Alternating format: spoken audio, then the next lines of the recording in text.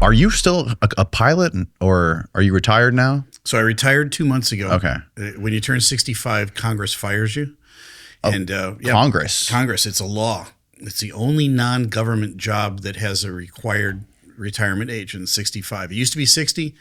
Now it's 65. They're trying to raise the age again, but it's ridiculous because you're at the most experienced you are. I get a physical every 6 months for my entire career. Still pass all my physicals. I got cheaters with me, but that's about it. Yeah. And at 65, you're out. So, but now I'm retired. I'm on Medicare and unemployed. So, is there any sort of good reason for 65? Like, do they do any like cognitive testing, or is it just because of age strictly? No. So they do cognitive testing, but it's not what you would think, like sit down, take a test. You've got 20 minutes to pass it. It's not like that. Every time you take a check ride, and I take a check ride every 9 months. And that's your cognitive test. And in addition to that, flying the airplane with 2 other co-pilots. So you get thoroughly examined all the time just by doing your job. And there's ways for other pilots to report you without having to, kind of confront you like, hey, Steve, you're kind of like, you're missing a few things. There's a professional standards at each airline, and they would just kind of call professional standards and say, hey, Captain Steve here, he kind of missed about 25 radio calls on the last trip, and we think he's missing a thing or two. And then they'll call you up and they'll start that process. Most pilots will catch it on their own, but the process of getting a physical every 6 months, it kind of identifies the issues as you're aging. So the first medical issues show up in your mid 30s. There's 2 things primarily that affect pilots, and it's substance abuse and mental illness. So if you think about it, alcoholism and depression are the 2 biggies. And those show up in much younger pilots. If you get to be 64 and a half, and you haven't developed any sort of cardiac issues, any sort of cognitive issues, you don't have diabetes, you're probably one of the most physically fit. You've come through that whole gauntlet. Yeah. And then 6 months later, they force you to retire.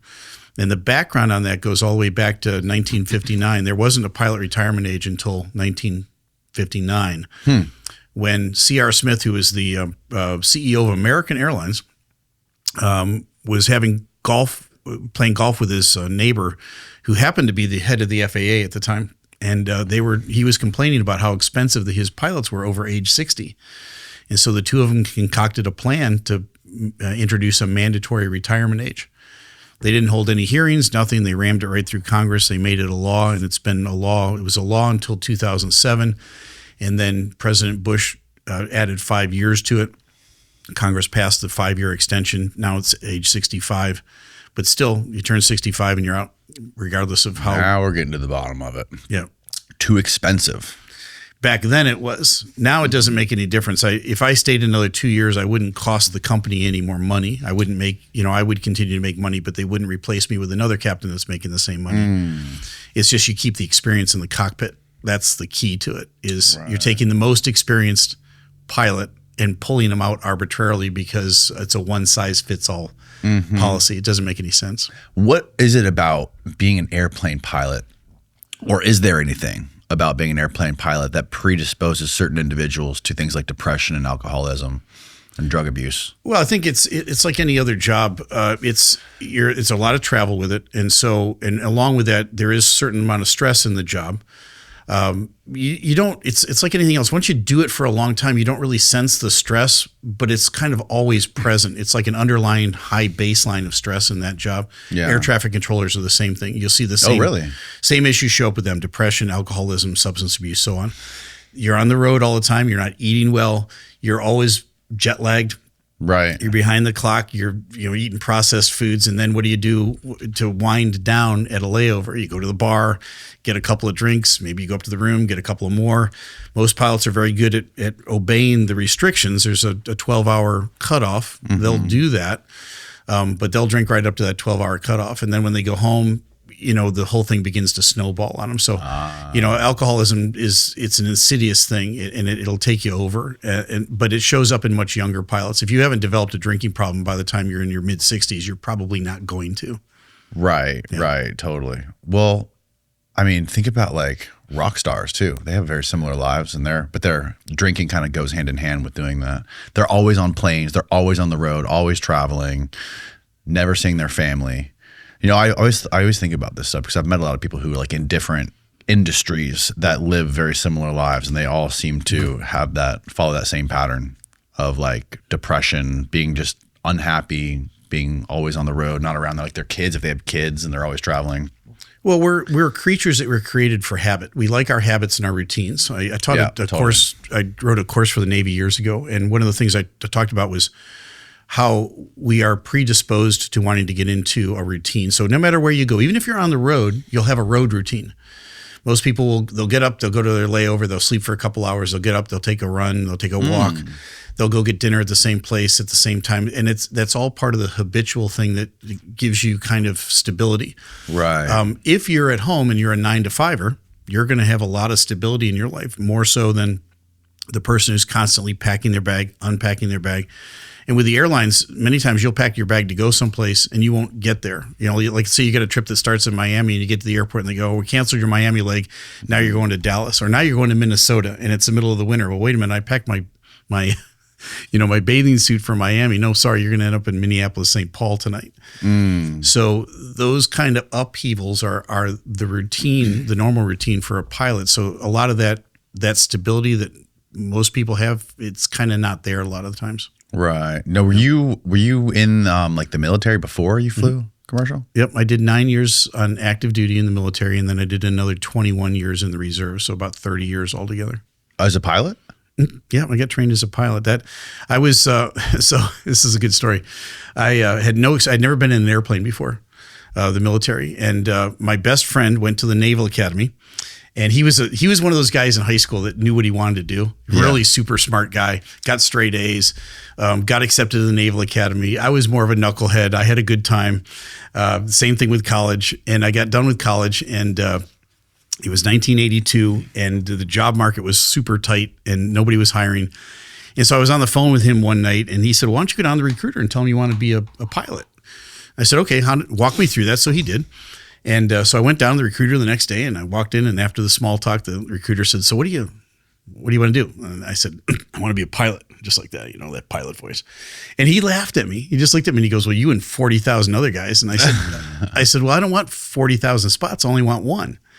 And he looked back and he went, "Okay." Well, he goes, "I like the attitude." He goes, all right. You got to take tests. So they gave me a whole battery of tests. And then about 3 weeks later, he called me back and he goes, "Hey, you did really well on the test." He said, "In fact, you aced them." He said, "Come on back." He said, "Let's get your thing going. Let's see if we can get you that pilot spot." And so the next thing out of his mouth was, "I need your college transcript." And I said, "Can we skip that part?" He said, no, we got to have it. And I said, "Well," so I sent it to him, and he called me up and he goes, "Steve," he goes, "you had a good time in college, didn't you?" I said, "Yeah." He goes, "I don't know if we can send this in." He said, I'm not sure you're going to get accepted." I kind of sweet talked him into it, and he did. And about 6 weeks later, he called me back. This is back in the day when the phone was on the wall, and I answered the phone, and his voice was like 3 octaves higher. And he said, "You're not going to believe this." He said, "But they hired you." He said, "You better get down here right now and sign on the dotted line." Wow. So I ran down as fast as I could, and the rest is history. Did you ever take off or land on an aircraft carrier? No. So just a couple of years prior to my getting hired by the Navy, they were training everybody on the carrier, whether you went there or not. That was kind of the bad use of resources, because if I'm not going to end up there in jets, then why are they training me to do it? Sure. So they got rid of that. I ended up flying an airplane called a P-3. It's a big 4-engine turboprop that hunted submarines back in the day. Oh, wow. Yeah. Hunted submarines. Mm-hmm. How did that work? That was fascinating. I loved it. There were 12 people on the crew. So there's 3 pilots, an engineer, and then a whole bunch of geeks in the back that ran computers. And it's pretty simple design. We would drop a buoy out of the back of the airplane, a little parachute on it, and it would cascade down to the water. Mm-hmm. And then it would drop a microphone down in the water, kind of like this. Really? And that little microphone would transmit all of the sound in the water through a little 1-watt radio transmitter that's bobbing around on the ocean surface back to the airplane. And you drop a whole bunch of them all over the place. And then if there was some sort of mechanical frequency sound in the water and you looked down and didn't see a ship on top of the water, something underneath the surface is making that mechanical noise, because everything mechanical operates on a frequency where ambient noise doesn't. So then they would just kind of localize where the sound was coming from. They triangulate, and then there's your sub. And then you get a course and speed, and you'd never have to see him. He'd be below the surface the entire time. We did that for years. Wow, that's fascinating. Yeah. It always boggles my mind how many submarines are traveling through the waters, like within miles of the coast of Florida or the coast of Southern California, and just all around. And from every country, China, Russia, you name it, they're all circling every single ocean, like coming within miles of, the international water zone, right before you get into like United States territory. And some submarines, need to get closer, some not so much. The ones with the big intercontinental ballistic missiles, they can stay a couple thousand miles away. They don't need to be all that close. But it was back in the old Soviet Union days, it was surprising how many submarines they had deployed at any given time. Yeah. Yeah. Yeah, it's pretty terrifying. Yeah. And especially like during the Cold War, like that whole time when it was like that constant threat of nuclear war. Right. That's why I loved the mission we did. It was the Cold War, was kind of, there wasn't a lot going on, but there was actually, because we wanted to keep track of where all of those Soviet submarines with the big missiles were at all times. So there was a thing that the president could do. I guess I can talk about this now, but because it's years ago, it's called a smooth touch. And the president, it would come out of the Pentagon, but in theory it came from the president. And the president we would be tracking these subs in real time. And if the bubble went up, the balloon went up, right, and we said, okay, we're going to war, we wanted to get an asset, a P3, on top of a submarine within 30 minutes, and to deliver a weapon if we had to. And this is all simulated now. We never really did that. To the submarine? To the submarine. So let's say we're going to war with the Soviet Union. Yeah. And the president gives out the order, go after their subs. The rules of engagement have changed, and it's now DEFCON 1, and we're going to sink subs. So we'd be tracking this guy normally. We would localize him, come down within 30 minutes, open up the bomb bays, weapon away, and sink a sub. And the aim was to do that within 20 to 30 minute time frame. So sometimes we were more successful than others, but I only ever got a couple of those. They would simulate one. You'd get a message. You'd be flying around on a normal night, tracking some submarine, and all of a sudden the guy, the two seats behind you, start screaming. He'd be like, and as soon as you'd hear his voice raise and he'd start screaming, I knew exactly what it was. And he'd run up to the cockpit and he'd show, if you were the mission commander, he'd show you a piece of paper and it says smooth touch on it. And I'd be like, let's go, man, let's go. Wow. So, you'd announce that to the whole crew, and then it was game on. And so you had to do it within 30 minutes. And we were successful the two times I had them. So, right. Simulated success. We'd never sank anybody. Right. And the crazy thing about that is if like a nuke was ever launched, all of that's futile. Like nothing matters now. Correct. Because once one, I learned this from this book called Nuclear War by Andy Jacobson. Once one nuke is launched, that means they're all launched. Correct. Because I guess they have this thing called launch on warning, to where if the United States detects with their radar and with their satellites that there's an incoming ICBM, we have to assume that they are going to try to take out our ICBM sites that can't, like in Montana and that part of the Midwest. So we have to get rid of them. It's use it or lose it. So we have to launch all those, hopefully at the place we think the ICBM is coming from. Yeah. And within like 12 minutes or something insane like that. So yeah, once one launches, they're all launching, and then it's just Armageddon. Yeah, and that was the real world, back then. The old movie War Games, which was, kind of a funny, silly movie, but it was the serious side of that was what happens if the computer messes up and launches a fake attack, right? Right. There was a bunch more serious movies made back in the 60s and 70s with the same kind of premise. The world goes to nuclear war overnight. Dr. Strangelove. Yeah. That was a classic. Yeah, because the computer got it wrong. But we're not out of that yet, but it's not as present as it was back then. Right. Right. And we have these things called doomsday planes too. You've seen that? The doomsday plane? No. That the president has to fly on. It's like a find a photo of the doomsday plane. It's like a super rugged, like tank version of Air Force One. And apparently it's got all the windows blocked out for radiation. It's like coated in this special material to block out like nuclear radiation. Wow. And it's got this antenna that it drops to like pick up radio signals, that like drops it from underneath the plane. Mm-hmm. Find some images of it, Steve. That's not a very good image. That's not the Doomsday plane. It can fly 12 hours without refueling. Is that normal? Well, yeah. So the limitation on how long those airplanes can stay airborne is not so much the fuel, but the oil in the engines. So you can refuel Air Force One and stay airborne in theory as long as the pilots are, okay. But eventually the engines are going to run out of oil. Right. So that's your limiting factor. Mm-hmm.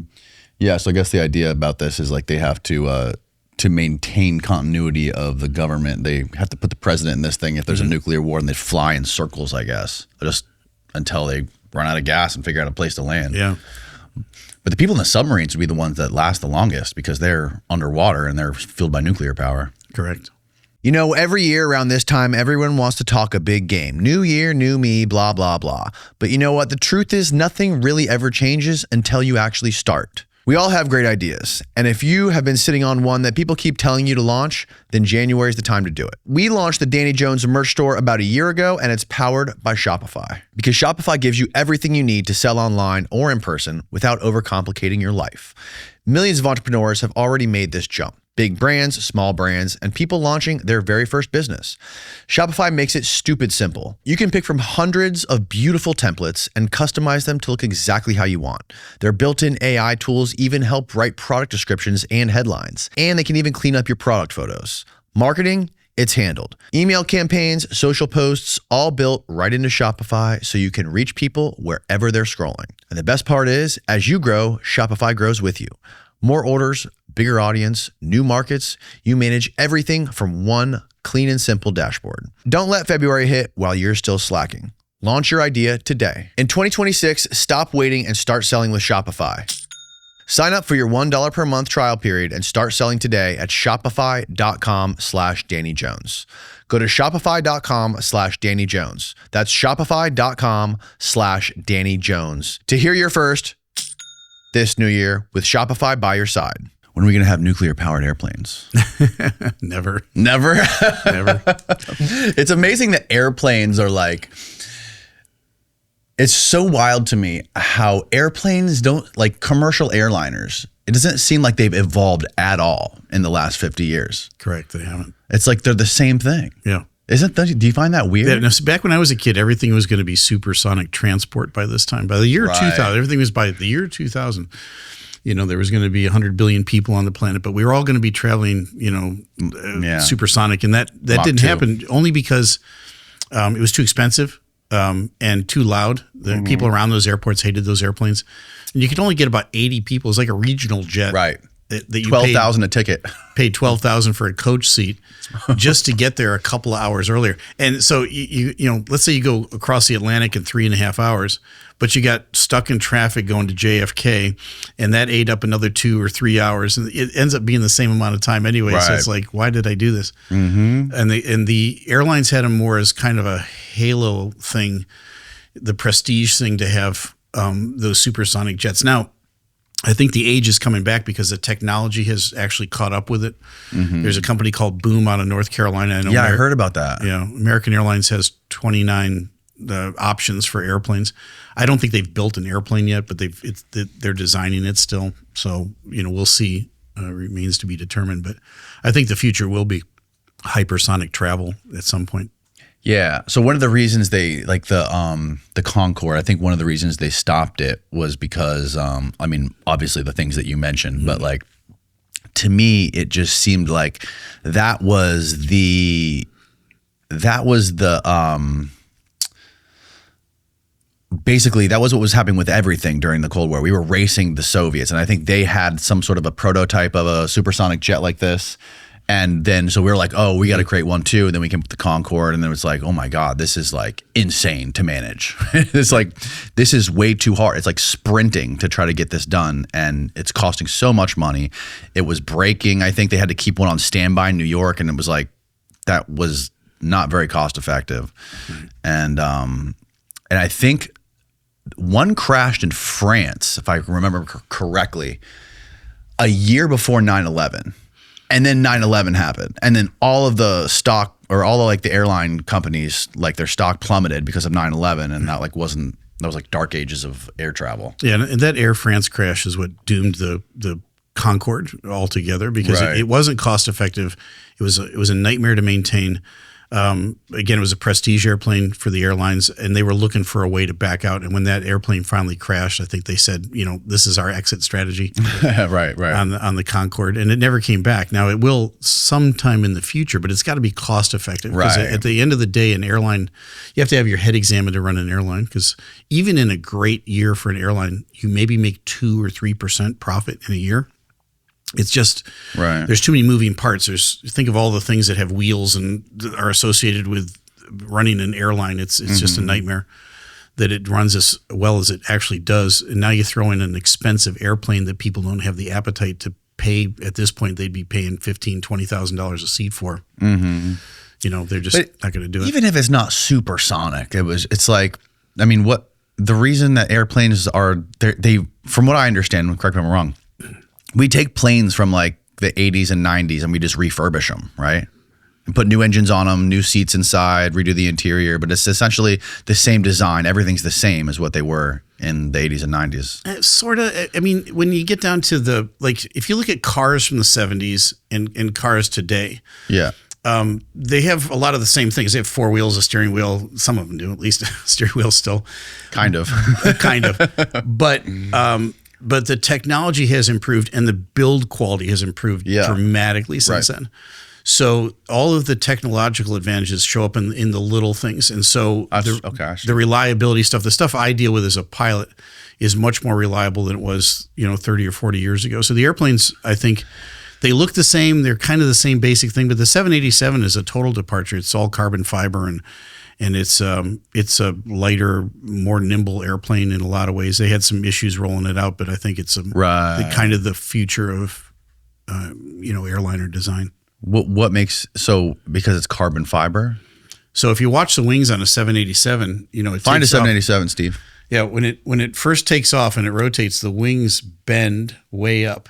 Like you'd look at it and go, "Ooh, that looks uncomfortable. Is that normal?" It's normal. It's the way they designed it. So it almost like a bird. The wings go up and then the airplane eventually settles in, the wings come back down. But it's meant to have a lot of flexibility in those wings. It's a much nicer ride. They've got, how the wings bend up? That's not the camera doing that. That's actually how it flies. And that's what it looks like when it's cruising? Mm-hmm. Wow. Yep, just like that. Right. And then when it sits on the ground, they're flat as can be. But when it gets airborne, it's designed like that. Now, is this the same plane that there was a new plane that Boeing came out with where they had to move the engines up above the wing a little bit, and that was causing lots of issues and crashes? That was the MAX. So when so that's I think the 737, all the variants are the most prolific airplane on the planet. They at least are rivaled by Airbus, but 737s have been around forever. They've had a dozen different versions of it. When they came out with the MAX, it was to put bigger engines on it, more fuel efficient, and so forth. And this was to compete with Airbus, right? Yeah, but then they kind of cut some corners. And the corner cutting was we had to move the engines, the center of gravity of the airplane changed, and they thought they could take care of that with a software fix. And then when they did put the software fix in place, they didn't tell the pilots about it, and they had the software was forcing the nose of the airplane over because it thought the airplane was stalling. So if the airplane is stalling, it's getting slow, right? And the airflow over the wings is disrupted. Yeah. So the airplane is now saying, and Airbus does this all the time. It noses the airplane over for you so that you don't stall the airplane. It's usually based on 2 or 3 inputs from different systems telling it that you're actually stalling. Mm-hmm. What happened with the MAX initially was there was only one input, and if that one input gave you erroneous information, it would push the nose over. And the pilots didn't know what was going on because they hadn't been trained in it. And so they're like, they're fighting the airplane, they're pulling back, but the computer's pushing it over, they're pulling back. And so they crashed 2 of them. They grounded the whole fleet, went back, fixed not only the software issue, but also the hardware part of it with the engines and all of that. And so now they haven't had any problems since. So I think it'll be reliable going forward, but was a heck of a price to pay. Good Lord. Yeah. Did you ever fly one of those? Nope. No. I love Boeing products in general. Do you? I get so much criticism on my channel for this because. Why? Well, because I've been a Boeing guy my whole life. And so the difference between Boeing and Airbus is this. Airbus is like a computer that has an airplane attached to it. Boeing is a airplane that has a computer assisting it. So it's just a basic general philosophy, but you're managing a computer when you're flying an Airbus. So it's fly-by-wire. So, for instance, you got a joystick over here and you're flying the airplane, but there's no real cable or anything going out to your flight controls. It's a digital signal that goes to another box that does another thing that does another thing. The advantages of it is it's a little more quick than the old yoke in the Boeing, and it also saves a little bit of weight. But beyond that, again, it's like going back to Hal from the 2001 Space Odyssey, Right. when Dave's trying to get the bay doors open and Hal's saying, "I'm sorry, I won't allow that." The computer sometimes overrides the pilot. On a Boeing, a pilot can always override the computer, but not so on an Airbus. Except on that MAX before they had that issue. Because they didn't know what was going on. Right, because it was brand new. Right. And so the initial kind of take on that was a more experienced crew would have handled it different. I'm not sure about that. What I do know is that they hid something. They didn't train the pilots on it, and that was another layer of the mistake that was made with that airplane. Do you think maybe they've already done it, but at what point do you think they're going to start incorporating AI into these planes? Well, they're already starting with that, and I was on with Piers Morgan a few months ago, and he at the end of the interview he said, "Do you think there's ever going to be a pilotless airplane?" And I said, "Well, no." He said, "What do you mean?" Because there's cars that have no driver, and he said, "I was just in one out in Los Angeles," and I said, Right. "Well, that's a different deal." I said, "You're talking about 2 dimensions as opposed to 3." Okay. And if you got a problem in your car, it's just going to pull over and shut down, and you get out and go and you call the company, Right. or you go on the app and say, "Send me another car." That's different. You can't do that in an airplane. And now, will AI assist in technology and making the pilot's load lighter? Yeah, sure. I'm all for that. I think that's great. Could I see a future where they get rid of one of the 3 pilots in the cockpit because of AI? I hope not. Only because of the few emergencies I've had over the years, that third pilot, especially on an international flight, that third pilot is worth their weight in gold, because you and the co-pilot are busy running checklists, flying the airplane. That's your administrative assistant that can look everything up that you don't have time to do because you're busy. Mm-hmm. And so having that third person there is hugely important. Now, could AI do that? I'm sure, I suppose so, but let me ask you this though. Sorry to interrupt, but could somebody potentially take control if there was an issue with a remote control or an airplane that was not manned, it was just run by AI, pilotless? Would there be an option for someone on the ground to take remote control of the airplane if something goes south? So here's my idea, my business model. You might want to invest in this. Okay. It's the PID program. I used to call it the pilot in Dallas, but I think maybe the pilot in Delhi is probably better. But at any rate, we'll find the right place to base this thing. And then it's basically you go down to a single pilot in the airplane, and the co-pilots are a guy sitting down in a room like this with a bank of computers and screens, and he's monitoring 25 flights all at the same time. Now, the selling point on that is you have a real pilot in the airplane, right? But now the airplane becomes hijack proof, because if somebody on the airplane tries to hijack the airplane, the guy down on the ground, Steeeve down on the ground, says, "I'm sorry, we're not going to allow that." He just hits a button and takes over control of the airplane. Right. And says, "We're going to fly this to a safe place where the police can intercept this airplane," and so forth. So there won't ever be another 9/11 style hijacking with this system. But the downside of it, that a couple of people have pointed out to me, is what if the guy running it on the ground gets taken over and they take over all these airplanes? So there's no perfect system out there. I'm trying to work out that. See, I would imagine that after 9/11, we would have figured out how to take over airplanes. Because if it does get hijacked, you want to have somebody in the Pentagon who can tap into that airplane and just take control of it. In theory, the technology would be there to do that. But again, it's technology you would only maybe use once in a century. It's heavy. You'd have to carry it around all the time. You'd have to test it all the time. It's not, they're never going to do that because it's just too expensive. Everybody's going to push back on that. Saying, it seems like basic technology, though. Like, it doesn't seem like it's that complicated. Well, then you're also talking about the government trying to do something to make sense. And it took a couple of years for them to put reinforced doors in between us and the public, and they still haven't put in secondary doors. I don't understand why. It's a $50 fix per airplane, right? In the military, I had cargo nets that would clip like that. $50. And so you put a secondary barrier outside the cockpit. When the pilots come out to go to the bathroom, you clip the things in place. Nobody can get through it.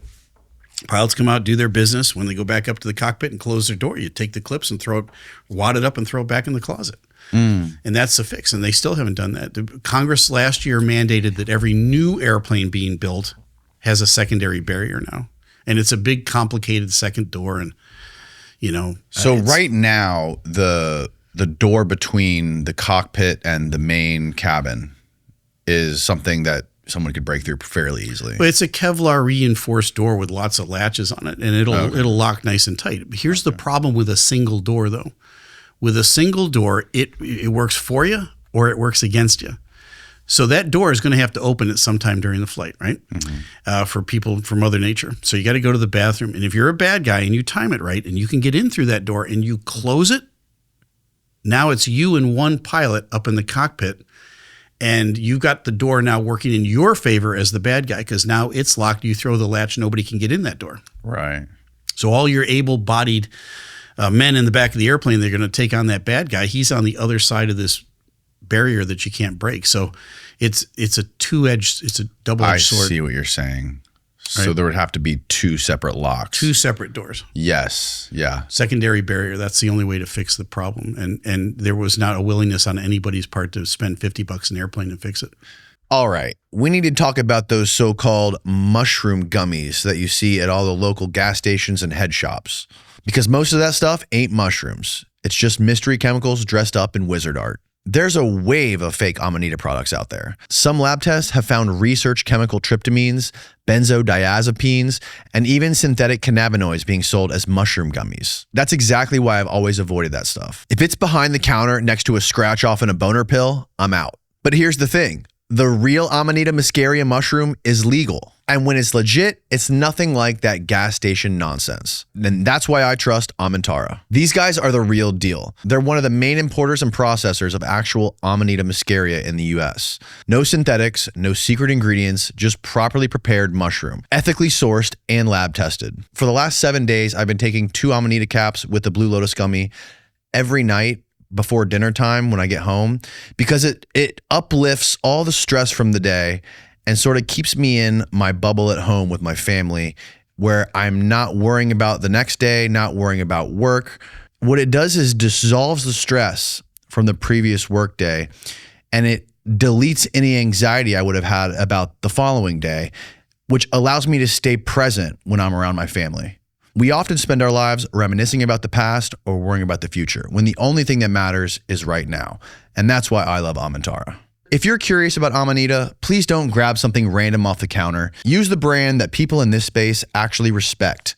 Amanita's 500 milligram capsules and Amanita gummies are consistent and beginner friendly. Just start low and go slow. Go to amantara.com/go/DJ and use the code DJ22 for 22% off your first order. That's amantara.com/go/DJ. And make sure to use the code DJ22 for 22% off your first order. It's linked down below.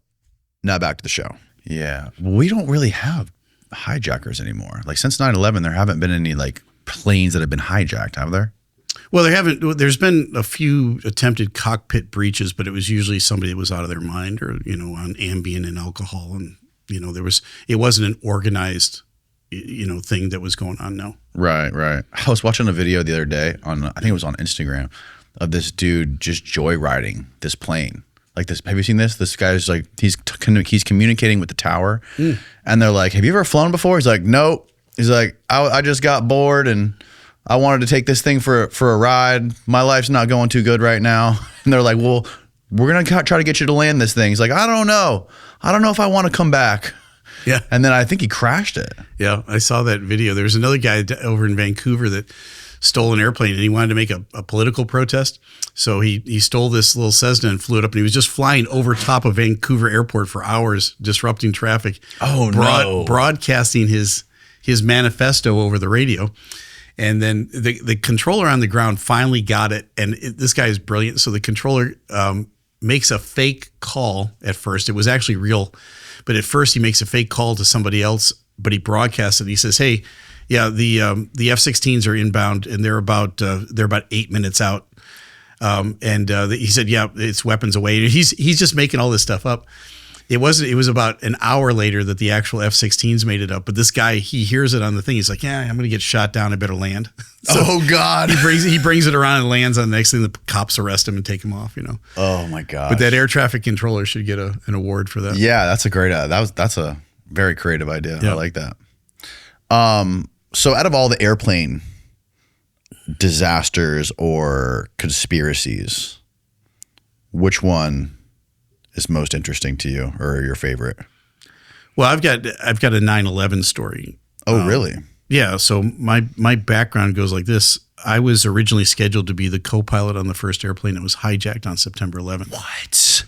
Yeah. And so I was based in Boston at the time. There's a film called In My Seat on YouTube. And it's actually what got the Captain Steeeve channel started back in 2011 for the 10th anniversary of 9/11. We made just a 15-minute documentary about my story. So my story goes like this. I was a first officer, a co-pilot at American Airlines at the time, based in Boston. And I was on reserve. And reserve means that you're on call to fill in for another pilot that can't make it. They're sick or they have to go to training or whatever. They'll call you the day before and assign you a trip that's not assigned.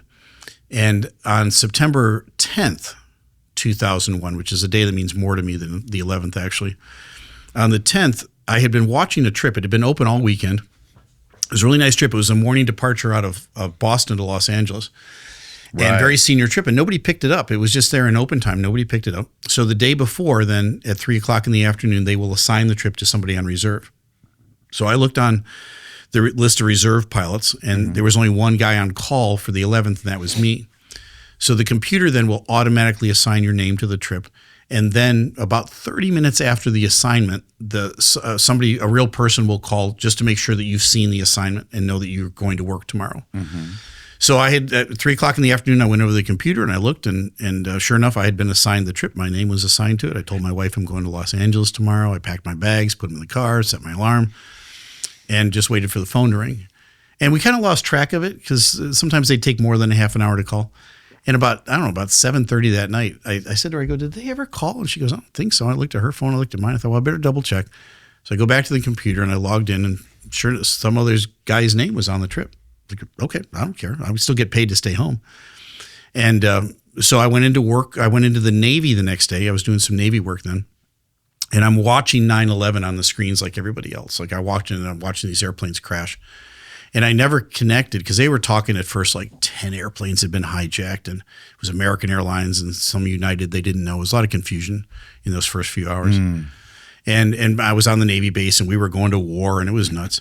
So I later on that evening, I went home and I got on my computer because I thought maybe I can look up the names of the crews that were on those flights.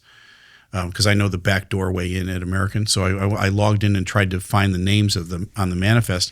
And when the screen came up in front of me, it looked exactly like it did 24 hours ago, the day before, when I saw my name assigned to the trip. And I looked at the screen and all the names are scrubbed off the trip. Really? All it said was sequence failed continuity, which is a code that they put on every flight that doesn't make it to its destination. So if you have to divert for weather or some other reason, well, you talk about an understatement, sequence failed continuity, no kidding. And I just looked at the screen. I was just like in shock. I just stared. And a few minutes later, my wife came around the corner and she said, what are you doing? I said, remember I told you I was going to LA today? And she said, yeah. I said, that was the first airplane that got hijacked this morning. And it's still, holy shit. It's a moment. Right. And so all the radio interviews and everything over the years, they always ask me the same question. How'd that make you feel? And I don't have an answer. There's the best I can come up with is there's an empty space where a feeling should be, because you can't get angry, you can't get sad. It's just hard to describe. It's a vacant feeling. And I was watching, I don't normally get political, and I'm not trying to now, but after Trump got shot in the ear in Butler, 3 days later was the Republican National Convention. He's sitting there with that bandage on his ear, and the camera's going over to him, and he's got that 1,000-yard stare in his eyes. And I was looking at him, I thought, oh, I know exactly what's going through his brain. He's sitting there and all this hubbub is going on around him, and he's having that moment where he's searching for a feeling that he should feel, and there isn't one. And he's going through he's nodding and being polite, but inside there's a vacant feeling right now. Because the reality of a bullet whizzing by your head that close and taking off the top of your ear, there's nothing like that. There's no way to describe that feeling other than, wow, okay, well, now what am I going to do next? So there's an obligation that comes with that. I think, when you've been, the talk I give associated with it is living on borrowed time, because I can mark on the calendar when I should have died and I didn't. So the rest of my life has been marked by, let's make the most out of this thing that I can. Oh my God. Yeah. I'm sure you think about that all the time. Yeah, it does. It's like Groundhog Day for me, because I still spend probably 20 times a year going around, and we show the film, the In My Seat film, and then I go and tell my story in various venues, and it's like reliving it over and over again. But there's an obligation. You have to tell the story, right? It's not my story to keep to myself. Yeah, totally. Right. So when you logged back onto the thing, the computer backdoored into the computers the next day, it still hadn't updated. So it said that you were still assigned to it? No, they had taken all the names off of it. Oh, it had all been scrubbed. So that other guys like me trying to find the names couldn't report them to the media. They wanted to keep that's one of the protocols right away. Like if there's an incident or an accident, they'll scrub the names off the list right away so the media can't get a hold of them. They want to make sure they can get to the families first, let them know what's going on. And then, it was about a week later, I think they finally came out with here are the names of the crew members that were on those flights. Right. Yeah. Good Lord, man. How much attention did you pay to all of the media about that directly right after it happened? Like they played phone calls and stuff like that from people from in the air calling their loved ones, and like you hear them. The one in Pennsylvania, like they were like talking about like trying to go like breach through the door or something and get him. And there was so much. There was a lot, and you couldn't get away from it for a while because right after 9/11, it was just the news was absorbed with it. But if you ever go to the Flight 93 Memorial, the one in Pennsylvania, it's a really, really good memorial, and they have all of those recordings playing there. So you can go around and there's little walls hanging, there's phones hanging on the walls. And you can go and there's pictures and memorabilia from the flight, and you can go and listen to those various recordings. And, after listening to about 3 or 4 of them, I was like, I'm done. That's enough. Because it's even now, it's still hard to kind of bring all this up. Yeah. Because the ramifications of all of it, it just is, the more you talk about it, the more real it still becomes. And you were living where at the time? I was living in Maine at the time. You were living in Maine at the time? Yep. I was pastoring a church up there. We started a church in Topsom, Maine. Oh, wow. I was the senior pastor of a church we started, and it was an ideal job, me being on reserve with the airlines and starting a church, because there's no money to plant a church up in that part of the country. Mm-hmm. So I didn't have to take a salary, but I could be more or less a full-time pastor as long as they would give me up like for 2 trips a month. That's about what I would fly in those days on reserve. And the church was more than happy. They're like, yeah, great. If we can have a full-time pastor, we'll, if you want to go, Monday through Wednesday and fly 2 trips a month, awesome. Yeah. It worked out. Oh, wow. So that could fund everything for you in just a couple flights a month. Yep. When you're on reserve, you get paid just a straight salary, no matter how much you fly. So like, I mean, not to linger on the dark stuff, but how did that like affect your work after that and people around you being an airline pilot after 9/11? Like, I'm sure it had to have been weird, to say the least. Yeah, it is. It's not the first near death experience I had in an airplane. So the Navy time, there was a couple of moments where my knees were knocking after a flight, and so you kind of get a little inoculated to that. And remember, my 9/11 story it wasn't like I was on the airplane and I escaped. I just didn't get they didn't finalize the assignment, and so here's the rest of the story. So people will ask, well, how did you get off the flight? So I had seen my name assigned to the flight. There was the guy who eventually took it, his name was Tom McGinnis. And Tom was celebrating his 42nd birthday on the 10th of September with his wife and his 2 kids. And Tom he was a line holding pilot. He was one of the guys I would fill in for. He could pick up extra trips if he wanted to kind of fill out his schedule. Tom had been looking at that trip all weekend and we do this all the time. It's like, do I want it? I don't know. You go back and forth and do I want to go to work?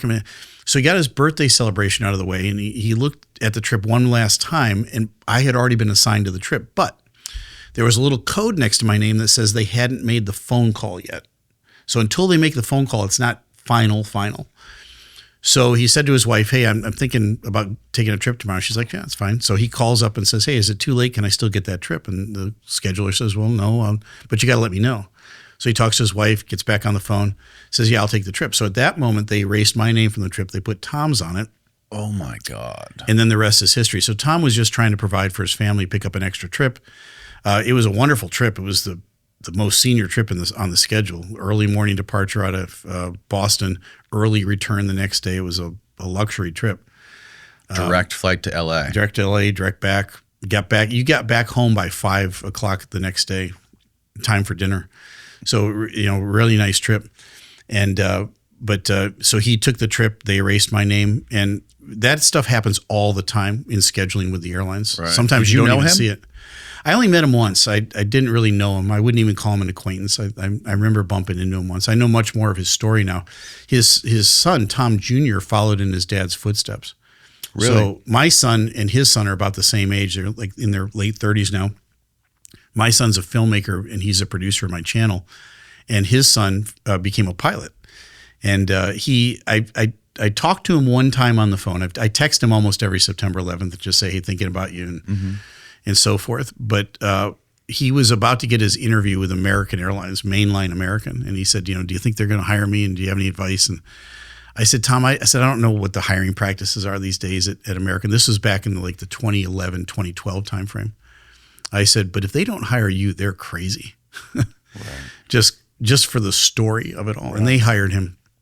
And he might be a captain now for all I know. He's a super sharp guy. His dad was a Top Gun trained pilot. They're really sharp people. Whew. Yeah. Have you ever thought about, or maybe there's training that goes into this for those kinds of situations, for a couple dudes come in with box cutters or whatever it is to try to breach the cockpit. I'm sure you spent hours and days probably processing this kind of stuff hypothetically in your head. Yeah, well, the paradigm shifted after 9/11 because the paradigm prior to that was the old hijack model of they want to hijack an airplane, land it someplace, publish a manifesto in the newspaper, get their names on the news to get their cause out there. And they might threaten to kill some people, and they might even do it, but they're not going to fly an airplane into a building. Who in the world would do that? They'd be killing themselves by doing that. Right. So that was the old model until it all changed on 9/11. And it shows you how quickly a paradigm can shift. That paradigm changed on September 11th, 2001. By the time the 4th airplane, United 93, was still being hijacked, the people in the back of the airplane had gotten word, hey, you guys aren't going to go land someplace to publish a manifesto. These guys are serious. They're flying these airplanes into buildings. You're all going to die.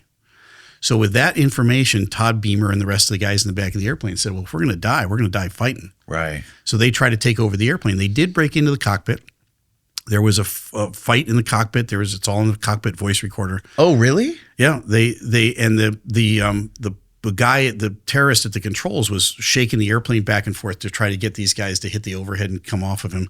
And then he finally just turned the airplane around and just nosed it right into the ground. So the only fortunate part of that is they didn't hit the Capitol or the White House or wherever they were headed. I've never heard that recording. I didn't know that was. Yeah, if you go to the Flight 93 Memorial, all that stuff is Really? there, and they got the transcripts of what took place. You know, it's just in the cockpit. There's just a lot of yelling and screaming, but they actually got back into the cockpit, and I don't know if they had a pilot on board that could have flown the airplane, but they never did regain total control of the airplane. Good Lord. Yeah, And whatever happened to the black boxes? Did they ever find those? yeah, they found all those. They did? Yeah. Yeah. That's so scary, man. So now, what is the protocol? So now the protocol has changed, and it's because of 9/11. It's, you know, we've got the armored door between us. I don't come out unless it's a positive handoff. We have to have somebody else, the flight attendant, come in, close the door. There's strict security over opening and closing the door. All of that stuff is, they put carts out, you know, serving carts out to block people from trying to run into the cockpit. Right. And then the backup option is able-bodied passengers.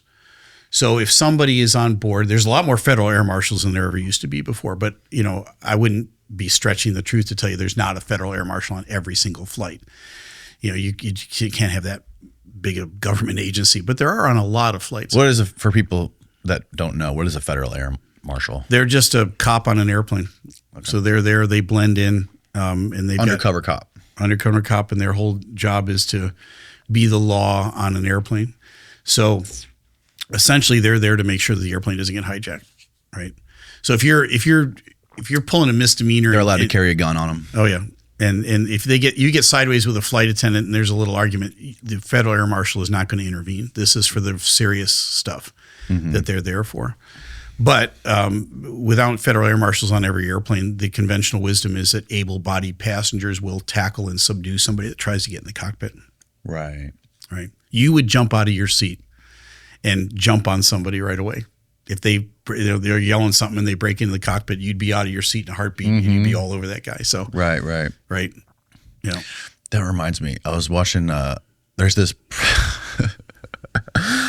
professional skateboarder. His name's Bam Margera, and he said he was on. This is like totally random, but it's relevant. He said that he was on a flight back from like Abu Dhabi or something like this, and one of his fans was like walking by him, going "Bomb." Oh, because his name's Bam. Oh, no. He's like, dude, shut up. Shut up. He's like, bomb, like pointing at things you don't want to say. That's like, yeah, hopefully there's an air marshal. Yeah. We had a guy, I just did a video on this. We had a guy, I was walking down the jet bridge. I was in uniform going down to the airplane, and this passenger makes a joke about, you know, I hope you weren't up drinking too late last night or something along those lines. I'm like, I'm saying, sir, please, you know, you can't make those jokes. And he doubled down about the accusing me of being drunk thing. And I'm like, so the third time he made the joke, I'm just like, stop, give me your ticket. What seat are you sitting in? Let's go back out. And I had to get pulled off the flight because at that point, all these other passengers have heard, you know, the whisper down the lane. This guy, he's accusing me of being drunk. So I had to go down and get the blood test and the urine analysis and all that stuff. And he got pulled off the flight. I'm sure he got reaccommodated, but there's certain things you don't say at certain places. Like you're going through TSA, you don't say what you just said. Yeah. There's no humor there at all. And right. If you accuse a pilot of drinking or being drunk as he's about to step on the airplane, there's no tolerance for that kind of joke. Yeah, you had a video about a guy smoking weed in the bathroom. Yeah, that was it. And I guess they had to do a mayday and land the airplane because there's a protocol or I don't know if it's a protocol, but apparently there's like rigorous drug tests. And if they would have got some secondhand smoke or whatever. Yeah, and there's no latitude in any of that stuff. So let's say, for instance, they get a random drug test at the end of the flight. And for now, we all know if a guy is smoking weed in the bathroom and you smell some on the outside, you're not going to pop positive for that, most likely. Right. But nobody wants to take that chance. And in addition to that, what's going on with this guy? I mean, there's other ways to ingest that sort of thing without smoking a doobie in the bathroom on the airplane. You know, you're just asking for it. Eat a gummy, right? When you're doing that. So there was a lot more going on, but the pilots, you know, did they overreact? I don't know. Did I overreact? Nope. Because at some point you got to go, hey, look, this is my livelihood, man. I worked a lot of years to get here, and I'm not going to let you jeopardize it. So we're going to play it right by the book. I've always had a problem with keeping my firearm in reach and also somewhere safe and not around the kids. Keeping it in the closet is just too far away. I remember finding my parents' firearm, and I don't want that happening with me. And that's what Stopbox USA solved with their Stopbox Pro. Their customizable 5-button pattern is 100% mechanical and easy to open. I love not having to fumble around with a combination lock or an electrical keypad in the dead of night. And what a relief, it does not have to operate off of a battery.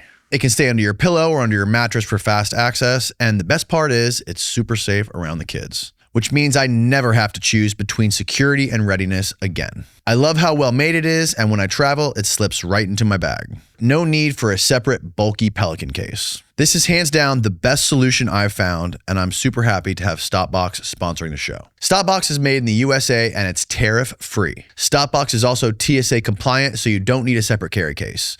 They also have a wall mount version and one for easy access in cars. No longer do you have to trade safety for speed and readiness. And for a limited time, our listeners get 10% off at Stopbox when you use the code Danny at checkout. Head on over to stopboxusa.com/Danny and use that code DANNY for 10% off your entire order.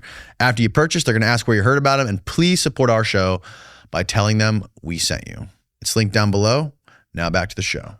What is your take on the MH370 airplane that disappeared, the Malaysian Airlines? Yeah, that's an interesting one because that's one of the craziest ones to me. It is. You know, all the theories came out right away. You know, somebody stole the airplane. They're going to turn it into a bomb. You know, I just shook my head because I'm like, first of all, there's only a few runways around the planet where you can land an airplane that big.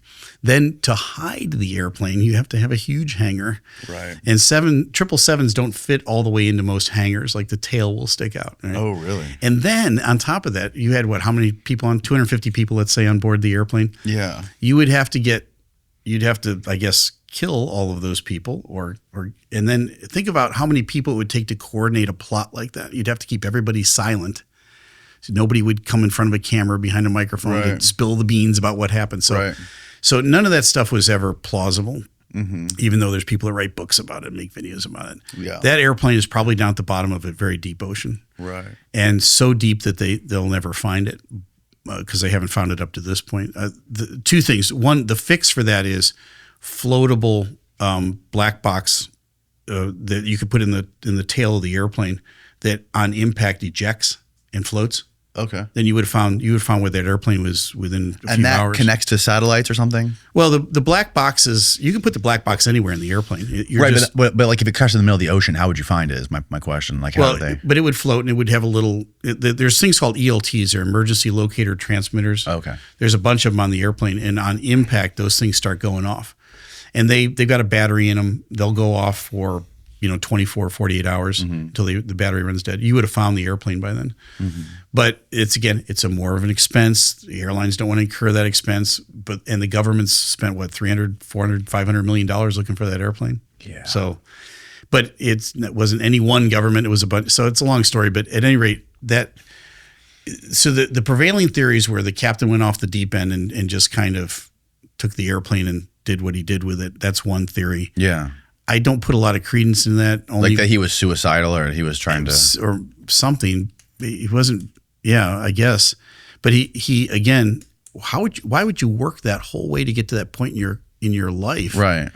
Than just to kill a bunch of people. But Air India, I'm stopping short of saying what I think completely happened with that airplane, but it looks like one of the pilots transition the fuel control switches from run to cut off as the airplane rotated. Because the only way for those... What one was this? Air India 171, the airplane that crashed over in India about 6 months ago. Oh, the one where it took off and and then one guy survived, right? Yeah, the one guy walked away. It was just amazing in itself. But the one passenger, but they came out with a preliminary report on that, and it's the fuel control switches, which they're spring loaded into the locked position. You have to pick them up with both fingers, pull them up, bring them down, and let go of them for them to turn off. And one of the pilots did that. And the other pilot said, "Why'd you do that?" And he said, he denied it. He said, "I didn't do it." And then the other pilot there's kind of like panics a little bit and then eventually puts him back to run, but it wasn't quick enough for the airplane engines to spool up enough. Oh, we know this for a fact now? Yeah, it's all in the preliminary report. Oh, God. Yeah, they published all that. So again, so there's an instance where, was there a pilot deciding he's going to check out that day and he took everybody with him? Okay, well, did that happen on MH370? It's well within the realm of possibility. The crazy thing about the MH370 one is that they turned off the transponders at like midnight or something like this, around 12:30. Yeah. And then it did a U-turn, flew back like over Malaysia, I think, and there was like visual sightings of it, right? And then the military tracked it going back out into the South China Sea, right? Because it turned off its transponders, but for some reason the military had like some sophisticated way of tracking it and they knew it was there. And then the military lost it. But then I guess Boeing, it was determined months later that Boeing has some sophisticated technology that communicates with the engines. Correct. The engines are constantly transmitting back to Boeing. To satellites. Right. So these Boeing satellites traced it going, down like south into the Indian Ocean. Right. And all that can tell you, because that information that's transmitted to Boeing is not course, speed, altitude. It's none of that stuff. It's just that what parameters are the engines operating at? Are they still running? So that they can monitor that stuff constantly. But when you're triangulating where the transmission came from, you can get a rough track of where that airplane went. So here's the problem with the way the media reports stuff is, in my opinion, most of the stuff, especially aviation related, is 80 to 90% wrong right out of the chute. Completely wrong. They have no idea what they're talking about. And then they'll back off after a while as more facts come in and they finally get it. Maybe they get it 50% right. But everybody clammed on to, they turned the transponder off. Stop. The transponder stopped transmitting. That's what happened. So there's a couple ways for that to happen. The pilot can turn it off. But the one saying the pilots turned it off, that implies a sinister intent. All we know for sure is that the transponder stopped transmitting. That could have been an onboard fire down in the E&E compartment where all the electronics are. There's no way to put a fire out down there. There's no fire suppression equipment. Right. It would eventually burn out of control and the transponder would stop transmitting. However, the engines would keep running because they're a separate system. So they don't depend on the gear I have underneath me in the airplane. They'll just keep on running. It takes a lot to get those jet engines to stop running. As long as they have fuel and air, they'll keep running. So there's a potential that the airplane became what they would call a zombie flight, right? There was an out of control fire like Swiss Air 111. It was a out of control fire.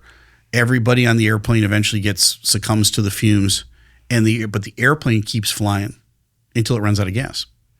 So that's one of the theories. The other is the captain somehow hijacked the airplane. He would have to get rid of his co-pilots or his co-pilot to do that. But that's not hard to do. And then at some point, he just flies out there and I don't know. So if there was a fire, basically what you're saying is everyone could have like passed out on the plane. Everyone would have been unconscious and it would have been a ghost plane. Right.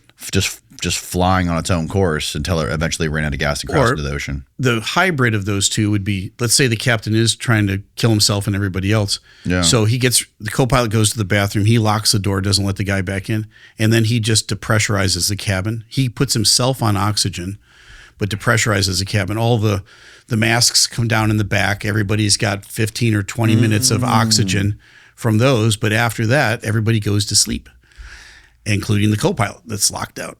Everybody goes to sleep and he flies the airplane wherever he wants, thinking about what he's going to think about. And how much oxygen would he have on that dedicated oxygen? He'd have a bunch. I don't know exactly. It depends on. That's a good question. He'd have more than the passengers would have. Let me put it in that category. Yeah. Probably not hours worth at that altitude. At some point, he'd have to come down to a breathable altitude. But he could bring the airplane down to 10,000 feet and just breathe just fine there. So we never found the black box. Is that right? They haven't found the airplane or the black boxes. Never found the black boxes. But allegedly we found pieces of the airplane. Right. Right. Washed up someplace. Off Madagascar. Right. The coast of Madagascar. It was like a year and a half later, I think. Well, so which leads me to how the airplane entered the water. So if an airplane, crashes, it's going to come apart and leave an oil slick and everything else, and all sorts of parts are going to go replace. If it stalled at altitude, it would begin a spin, and it would go in much more like a razor's edge into the water, which would mean it probably wouldn't break apart as easily as if it landed flat on the open ocean, because there's swells in the ocean and you're going to like hit a wall of water and the airplane's going to disintegrate. But if they went straight in like this, It'd penetrate. right? So if the airplane just ran out of gas, everybody was dead, it ran out of gas, it eventually would stall, it would start a tight spin, and it would go right straight down. So those are, those are my theories on what happened to it. But, there's probably a dozen more. Yeah. The best one is the UFOs abducted it and made it vanish. Absolutely. Yeah, these UFOs made it sent it through a wormhole portal. Oh yeah. See, I get asked that question all the time. Like one of the things I did as a captain was I would ask people, I'd say, hey, if you ever had a question you wanted to ask your captain, this is your lucky flight. Write it down on a napkin or piece of paper. Send it up to me. I'll answer your questions. Right. So about every 10th question was, have you ever seen a UFO? And I had the same answer I'd write back every time. I'd say, not from the outside, and I'd just leave it at that. And I'd send it back to him, Not from the outside? Not from the outside. That's all I would say. Nope, not from the outside. And then the second one is the Earth flat, right? And is the Earth flat? Yeah. And so the Earth flat one is fun because there's a couple theories on that. Is it the round Earth flat or the square Earth flat theory? There's two. Oh, there's two. Well, if it's square, then the moon going around the Earth has to make 90-degree turns. So we have to consider that. Oh, shit. Okay. Right? That's a big deal. Now, if it's a round, like a plate, like a round plate, then, okay, the moon's cool with that. But I think if the Earth was flat, first of all, the cats would have pushed all of us off the edge at some point. That's the top of my theory. But the other is, where are the flat mooners? You ever heard of flat moon theory? I've never heard of flat. I've heard the moon is a spaceship. I've heard that theory. The problem with these theories are like, you got to be really careful, because if you're a proponent of one, you got to be careful before you jump on the bandwagon for another one, because that one can disprove the one that you've already been a part of. So like, you can't start saying like the moon's a spaceship if you believe in flat Earth, because how does those two don't reconcile? The moon can't be real if you're believing flat Earth. It's got to be like some sort of projection, right? Yeah. Oh, this is the UFO for the MH370. Yeah. I mean, yeah, it's right up there with all the other theories. And you guys actually have to, fly in like curvatures, right? To like get places. Yeah, it was so because of the strange. Earth? So it's called the Great Circle, and Right. so the Earth is a globe. It's round. Oh, wait a minute, I gave it away. Sorry. It's round and a globe. And if you were to take a piece of yarn from New York to Los Angeles on a globe, and then flatten out the globe, your piece of yarn would be bent. Like Right. this, right? Right. So to fly straight to someplace on a globe, it looks like on a two-dimensional flat surface, like you're going up and down.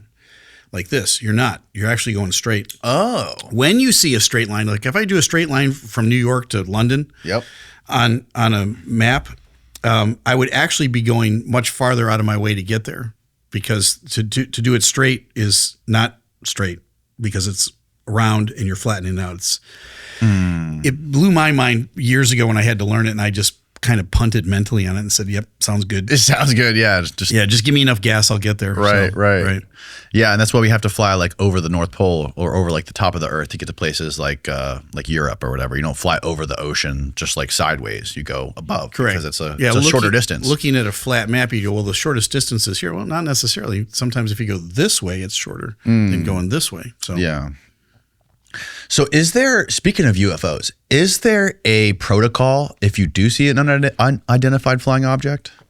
I'm sure there's probably something in a manual someplace that says what. Even if it's not, I'm not talking aliens. I'm like anything that you can't identify. You would just kind of call it in. You'd say, hey, there's an object out here and it's making a light and what is it? And does air traffic control have it on their radar? And if they say no, you go, well, here's what I'm looking at. There's lots of things that can make a light that it fools your brain. Going up the east coast of Canada on the way over to Europe, all those North Star satellites are up there now. And they actually light up, and it's really weird looking at them because they're all kind of in a line, but sometimes one lights up and the other, and it looks like it's hopping around. Huh. But it's just the way the sun is hitting one and then hits another and it looks like the same, because your brain goes, well, there can only be one light up there because of all the stars. That star's not going to move. Well, but that one is. It's hopping around like this. Steve, it's just a different satellites. You know what I'm thinking right now? We need to show him the video that we shot on the beach. Oh, yes, that would be fantastic.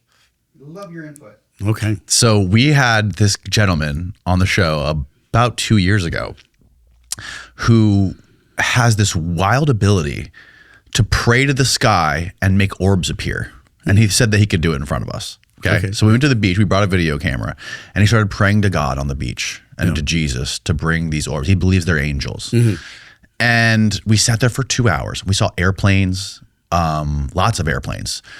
And then we saw this orb, this little ball of light come up off the horizon and go side to side and then fizzle out. Kind of like how you would imagine like one of those Chinese lanterns that float around in the sky. But it was too far and it was too bright and the brightness changed. But you're a pilot. So this would be a fantastic opportunity to get your take on what this could be. Yeah. Okay. Sure. So this is the video. This is dark. So start from the beginning, Steve. Do it one more time. So that's a plane flashing up there, right? Yep. Now look at the bottom. There's something right on the water. Right on the water. Thank you. Thank you. That's what we're looking for. If you could flash for us and I'm getting it. That's your orb there. Right there. It's still in the camera. It's still in here. And it just disappears. Yeah. Now look at this one moving. Thank you. Oh. Here, someone needs to look through this. It's very bright. Thank you. Oh, you see it? It's right there. You see it? That is an orb. That is definitely an orb. I'm tracking it here. Do you want to look? Yeah, can you still see it? Let me find it. I lost it. All right. So, a couple of things. I spent a lot of time in my P3 out over the open ocean. Right, that's what we did. We flew around at 200 feet. So you get pretty good at nighttime, daytime, differentiating between something that's on the surface of the water and an actual star or a planet that's gazillion miles away. Because you don't want to confuse the two. There's been airplanes that have flown into the water thinking it was open sky and it was actually something on the surface. Right. So you got to be real careful about that. But there's a thing called parallax, and parallax is always like right over the top of the water.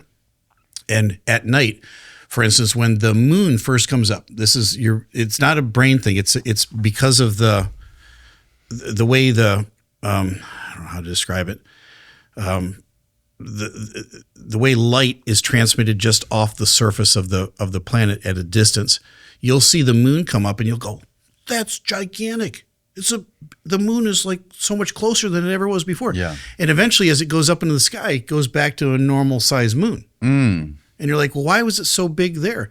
It magnifies it because it's a parallax. So any sort of light that's off at a distance, a boat's got a light. Boats have red, green, and white lights, just like airplanes. And you got it, and it gets in that parallax that's right on the horizon. It gets real big, and then it goes away because the boat turned and the light's not there anymore. So there's lots of explanations for that. The theoretical side of all of the UFO things for me is it's always just out of touch. Whatever it is, it's always just beyond our comprehension or just beyond our reach. And it showed up on the horizon for just a split second and it went away. And the guy had been talking to you about orbs and he planted that seed in your mind and she goes, there it is. It's an orb. And your brain goes, oh, there's only one explanation for this now. This he's a miracle worker. And he prayed to Jesus to validate the whole thing. I mean, what could be more validating than that? Right. Well, he takes all of those things, plants all those seeds in your mind, and eventually some boat is going to shine its light. It's going to be in that parallax. It's going to get real big and bright for a minute, and then it's going to go away. I've seen stuff like that hundreds of times. Really? And it's always some surface vessel that's got a light on. Oh, okay. And we were using a special camera, right? Like a night vision camera, like a Yeah, it was a high sensitivity camera. So, yeah. And it recorded. And I don't mean to squash on your thing. If you want it to be an orb, it sounds great. No, I don't want it to be an orb. I want it to be. I was just generally dumbfounded by what it could be, and I've been trying to figure it out for 2 years. Chicks dig that stuff, and you can say, "Oh, I don't need chicks. I saw the orb." Yeah, that's well. So you think it could have been boats? Mm-hmm. Okay, yeah, it was very low to the horizon, so that is definitely possible. But what about the one that popped up like above it that went horizontal? So that one, there was one above it. Yeah. Okay, there's one on the bottom. Yeah, so you get your line right there, and that again, that could definitely be a boat. Probably some distance, and it's in that parallax. It's probably a very small light, but it's being. It could be a cop boat with its lights flashing. There's the second. And the second one's even farther. It could be farther away. Even farther away. Where's the horizon? I can't see the horizon. Horizon's right here. Right, but it looks like that's where the horizon is, but it's probably not. I see what he's saying. Or it could be another airplane. It's moving pretty fast. Yeah. But that could definitely be boats. I don't know why I didn't think of that. It could be a UFO too. You never could know. be aliens. Could be aliens. Might be aliens. Yeah. That thing got bright though. Yeah. It was astonishing to me how many planes were coming, because I never sat outside and watched the sky for that long. Mm-hmm. It was astonishing how many planes were coming into land off the freaking coast. It was crazy. There must have been like 200 planes we saw that were coming into land off the coast. Was that in Miami? No, that was right here. Oh, right here. Yeah, right, like literally right on the beach, right there. Yeah. Okay. Tampa Airport. Yep. So there's lots of explanations for that, but it's Have you heard the Navy pilots talk about those things that they were seeing when they were doing their training off North Carolina and off San Diego? Mm-hmm. What did you make of that stuff? Again, I wasn't there, so it's hard to say. Again, the bigger picture on those things it's always grainy video. Yeah. It's always just kind of out of reach. It happens so quickly you can hardly tell what it is. It's never, I mean, if you're a superior being from hundreds or thousands of light years away and you traveled all the way here, don't you want somebody to see your spaceship or marvel at your technology? And why is it that they always crash in Roswell, New Mexico? I don't understand that. Maybe it has something to do with the local economy or something. Yeah. But again, there's probably a lot of different explanations for this. I love this one because it's very convincing. It's got he's got his FLIR radar on at night. He's doing the infrared stuff. So this is coming off of a plane that's flying in one direction over the water. Uh-huh. And it's locked on something flying the opposite direction, which makes it look like it's going like a bajillion miles an hour. Right. So there's definitely a parallax element involved in this video where I've heard the case that could actually be like a bird or something normal. Or if you see, it's completely stationary on the scope. Those scopes don't lock on like that. Like it doesn't move. What that tells me is that's probably something on the lens. Like you'll get floaters in your eye you actually see something that's not really out there in front of you. It's on your eyeball. That could be something else. I don't know. I don't know enough about how that technology works but it stays perfectly right there the whole time. Yeah. It doesn't move around a lot. Like the camera would be looking for it. Like your eyeball would be looking. The camera does the same thing. It's trying to lock on. It's just, so I don't know. Maybe it's bird droppings on the lens. There's definitely a lot of weird stuff. Mm-hmm. It's definitely, I mean, I know that fighter pilots, they have to be pretty mentally sound. Oh, they do. I'm sure they have to go through probably the same amount of, maybe not. I would imagine they would have similar standards and requirements like to physicals and mental health and stuff like that for commercial pilots like yourself. Yeah, there's guys that are into this sort of thing, and there's nothing wrong with it mentally. I mean, sometimes it's like a hobby or a pursuit. I flew with a guy once, an airline pilot, that was into a thing called a course in miracles. And a course in miracles is not a course like you would take a college course. Yeah. It's an actual religion. And it's the nth degree of existentialism. It's the idea that everything going on around us, we don't even know whether we exist or if this is reality or what is reality. Yeah. So this guy didn't know whether he was alive or not, what reality was. And we talked for 4 hours. We were coming back from Los Angeles to Boston. He told me all about what he believed. Wow. And I was fascinated by it, a little concerned at the same time, but fascinated. And but he said this could be a giant movie playing in front of us right now, and we're just all part of that movie that's playing. And I thought, okay, well, as long as your part includes lowering the flaps in the gear before we touch down, I'm good. I'm good with that. And he did. He lowered the flaps in the gear, and I was good with the conclusion of that movie. But he was 100% convinced that he wasn't sure whether he existed or not. And he passed all his tests. Did that guy and all have his to blow a check rides. breathalyzer before getting on that plane? No, he wasn't drunk. He was totally into what he believed, and so the mind is capable of comprehending a lot of things. But there's certain substances that can enhance that don't necessarily, you don't have to be under the influence while you're Correct. They can enhance it like long term. Yeah. Or change your perspectives, blow your perspectives on reality out of the water. Yes. You know, I've heard of such things. Yeah. I bet you've had some very interesting conversations flying planes. Yeah, I've done a lot of counseling at 37,000 feet. You know, So, I've heard that. Is it true that when you are making a trip on a plane, that the most dangerous point of the trip is when you're taking off? correct. The first, I think, like 20 minutes when you're trying to get into the cruising altitude. Takeoff in general is the most dangerous part of the flight because you're the heaviest you're ever going to be. You're the slowest you're going to be. You've got the power pushed all the way up, and so you don't have a lot of extra power to grab a hold of if you need it. And now you do have a little bit. You've got a little bit of a margin, but not the way you would when you were landing. Landing, you have burned off a bunch of your fuel. You're still slow, but you've got your flaps out and so forth. But the power's basically pulled all the way back to idle. So if you need those engines, you're just going to push them up. So that's the difference between landing and taking off.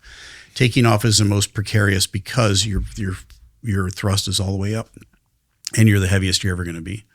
So if you're going to have a problem, and it's like I just did a video, it went out 2 days ago on United 803 took off out of I don't remember where it was now. It was Denver or one of those airports, but they took off and they had a engine failure between V1 and rotate, which is the go no go speed on the runway.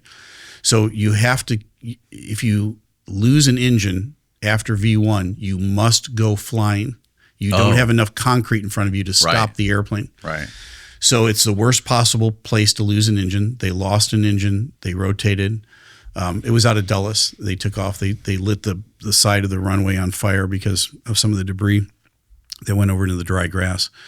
And these guys did an absolute master class in how to get an airplane off the ground with a single engine at full gross weight. They were going to Tokyo.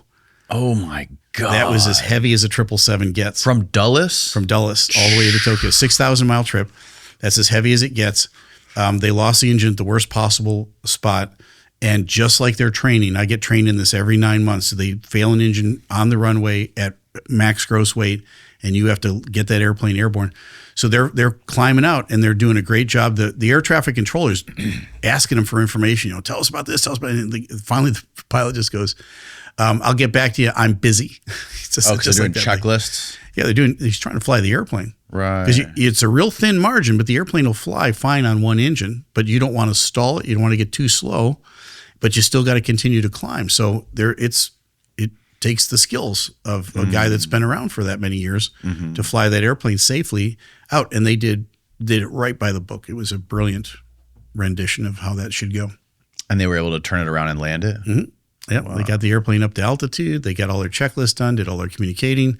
They even dumped fuel to lighten ship a little bit. When they touched down, they blew a tire. Over the ocean? No, it was up over Dulles. They were over Washington, D.C. What do you mean when you say dump fuel? So the center fuel tank, you can get rid of the fuel in that. You can dump it out the ends of the wings. So if you're overweight and you need to lighten ship a little bit, you can jettison fuel. So they have to activate the fuel jettison system. It takes 20, 25 minutes to get rid of all the center section fuel. But you're going to lighten the airplane maybe by 100,000 pounds. And they just release it into the air? Yeah, but you go above 5,000 feet and it dissipates into the atmosphere. Oh, does it really? Right. So there's a hard altitude for that. You don't want to do it below 5,000 because Make it rain. That wouldn't be good. As they say in the UK, it's frightfully bad form, old chap, to do that. That's crazy. I was once flying in, I flew on this really tiny airplane to the Bahamas, and it was like it was enough to fit the pilot, a person sitting next to the pilot, and then two people directly behind it. And we were like flying really low over Florida, and we were just having this conversation about like all the worst things that could happen right now, like in this plane. And we're flying like over Okeechobee or whatever. And I'm like, what would happen if, like, what's the worst thing that could happen right now? And he's like, I don't know, I'll lose both my engines. And I'm like, really? I'm like, does that not freak you out? And he's like, no. And he was explaining to me like how he's already like in his mind, he's constantly processing where he can land in an emergency, how he would land it, all that stuff. He's like, I got that highway there. I got that highway there. I got that big empty farmland over there. And he's like just constantly hyper processing like what the worst case scenario would be. Yeah. And that got me thinking like, okay, now I can understand why some of these people are like not, they're not like fully mentally like stable. Like if you're constantly in this hyper vigilant state all the time, like I can imagine that can't be healthy. Well, it goes back. It's part of your training. So when you first started flying, before you even got that first solo or anything out of the way, you were flying a single engine airplane, most like a little Cessna, and you had a single engine. If that failed, you had to put it down someplace. So the first instructor you got airborne, and the instructor said, start looking, keep your head on a swivel. Keep looking out for a place you can put this airplane down if you need to. And that gets ingrained in you in those early days. Then you get into a 2-engine airplane, and you're still kind of doing the same thing, right?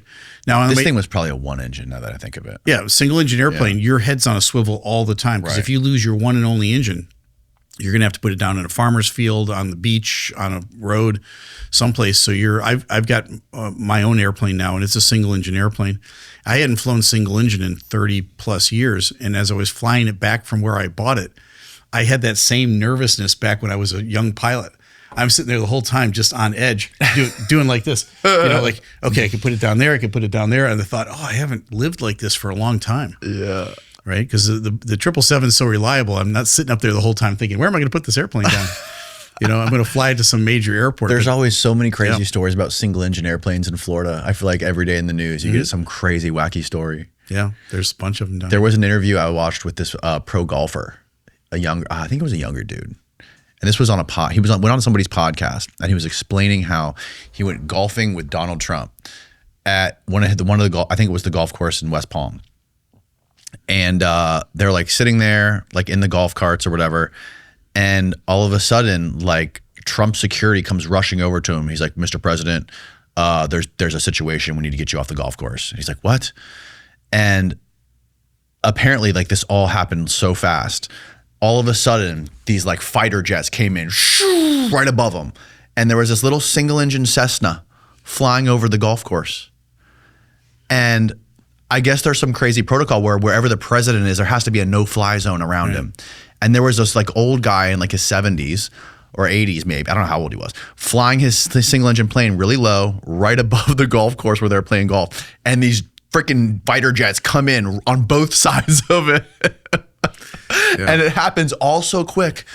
And he's like, this pro golfer who's explaining this to these people on the podcast, he goes, Donald Trump looked at me and he goes, that's power. It's like, kidding. God, can you imagine? Yeah. That's so crazy. Yeah, that's how addictive that power gets. Right? Every place the president goes, there's a prohibited area, and they'll put it out on a NOTAM, a notice to airmen. And then that's why you have to check your NOTAMs before you go flying, but you can't fly in that. Nobody can fly in that area wherever he is. Mm-hmm. Yeah, I just couldn't imagine being the poor guy in the Cessna when there's 4 fighter jets pull up on both sides of you trying to get you. Yeah, you would soil your pants, I think. Oh my God. Yeah. So like for you, what was your personal, like, what was like the hairiest moment you've ever been in an airplane? I've had 2. Not with the airlines. Airlines are pretty mundane and very regimented. It doesn't mean they couldn't have happened. But I back in the Navy days, I was the first one was we were doing workups to go on deployment. So 6-month deployment, the 6 weeks before you go on deployment, you go out and you practice like you're going to play for real, and you put bombs on the wings and fill the airplane up with gas and go do missions off the coast. Right. So it was really bad weather. We were up in Brunswick, Maine, and a nor'easter was coming through, and we were still trying to get this mission done. So we got out to the operating area. It took us about 45 minutes. The weather was so bad we couldn't get anything done, so we aborted the mission and came back. So now the airplane is really pretty full of gas still. I didn't, the 4 hours I was supposed to be out there, I didn't burn all that gas off. So I come back and the weather has deteriorated from where we left.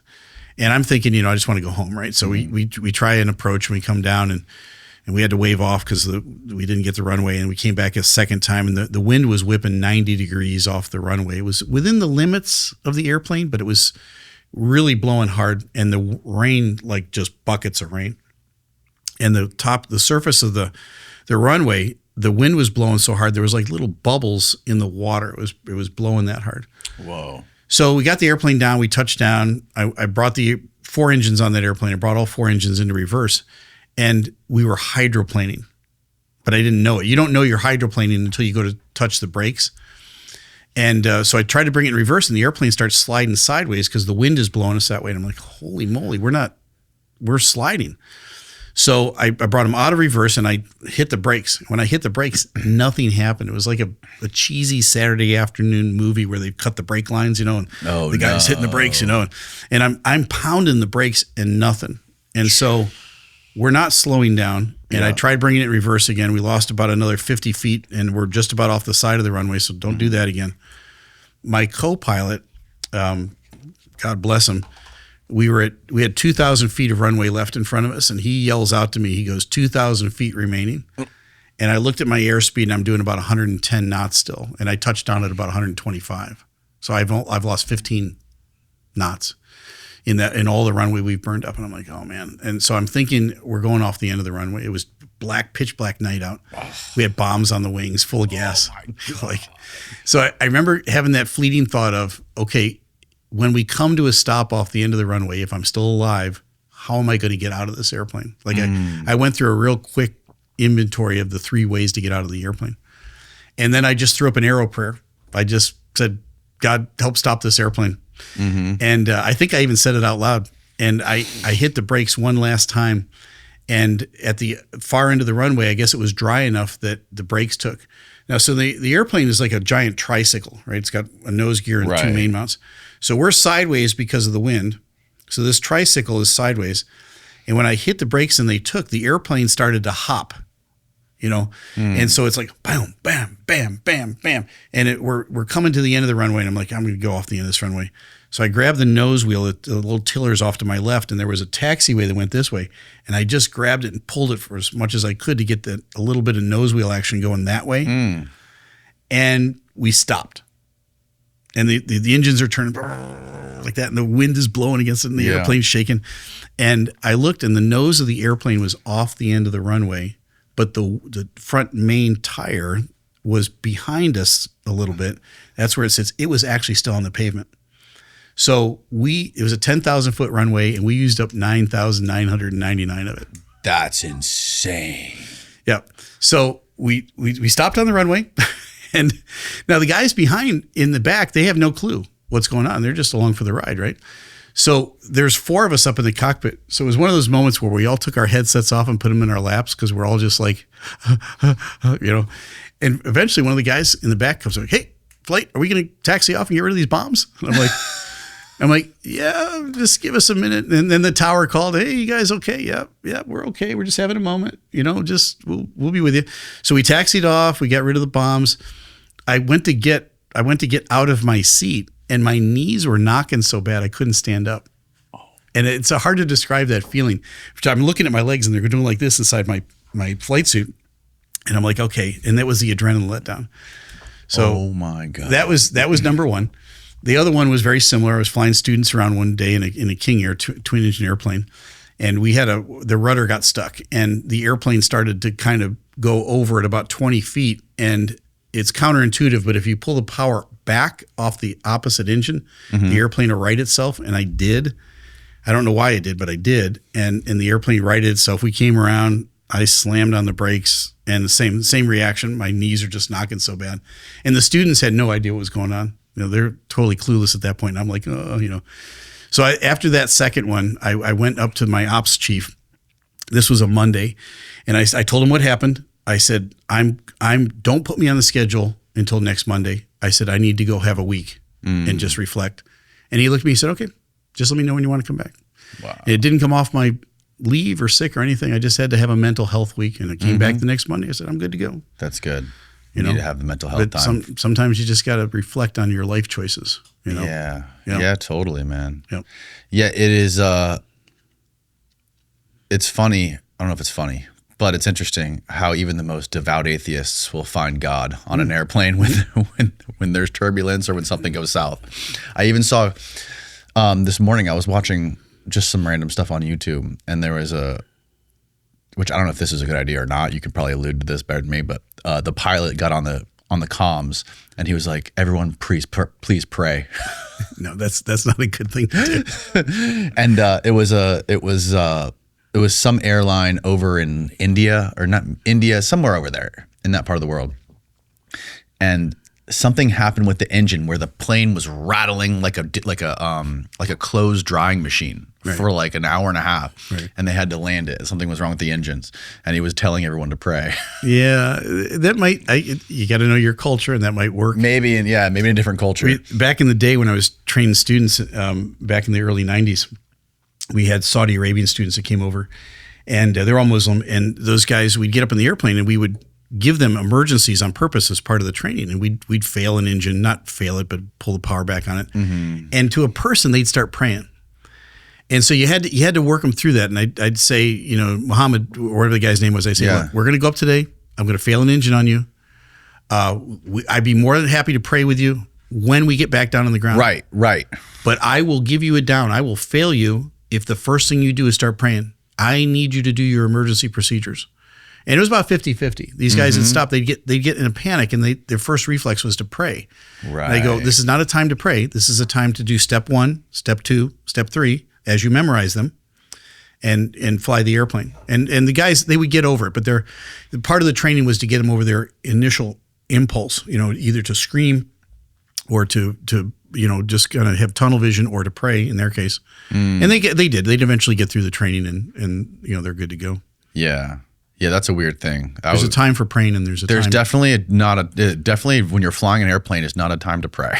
No, you can pray if you're in charge of flying the airplane, at least. Or if you got 2,000 feet remaining, you're still at 110 knots. Throw up a little prayer. That worked for me. Oh my God! Yeah, I was in your own head, not on the comm speakers. Right, ladies and gentlemen, this is your captain speaking. So here's my question: if something is going south and you're piloting a plane with a couple hundred passengers on board, how do you know when to communicate shit and when not to communicate stuff? Well, I try to put myself in the position of a passenger in the back of the airplane, right?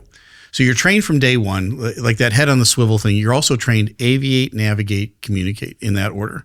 Fly the airplane first. Yeah. That's your first priority. Then get to where you're going, navigate. That's your second priority. The third one is communicate. So you saw that flight out of Dulles with that 777 crew. They finally got fed up trying to answer questions, and he just said, I'm busy, right? Leave me alone. Right.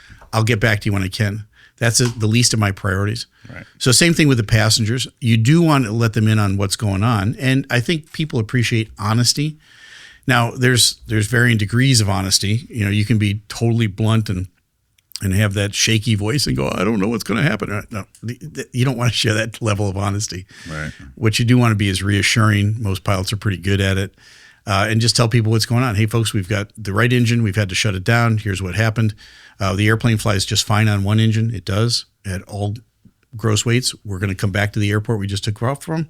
We're going to land. It's going to take about 25 minutes. I have a couple of checklists to get through. Please follow the instructions of your flight attendants.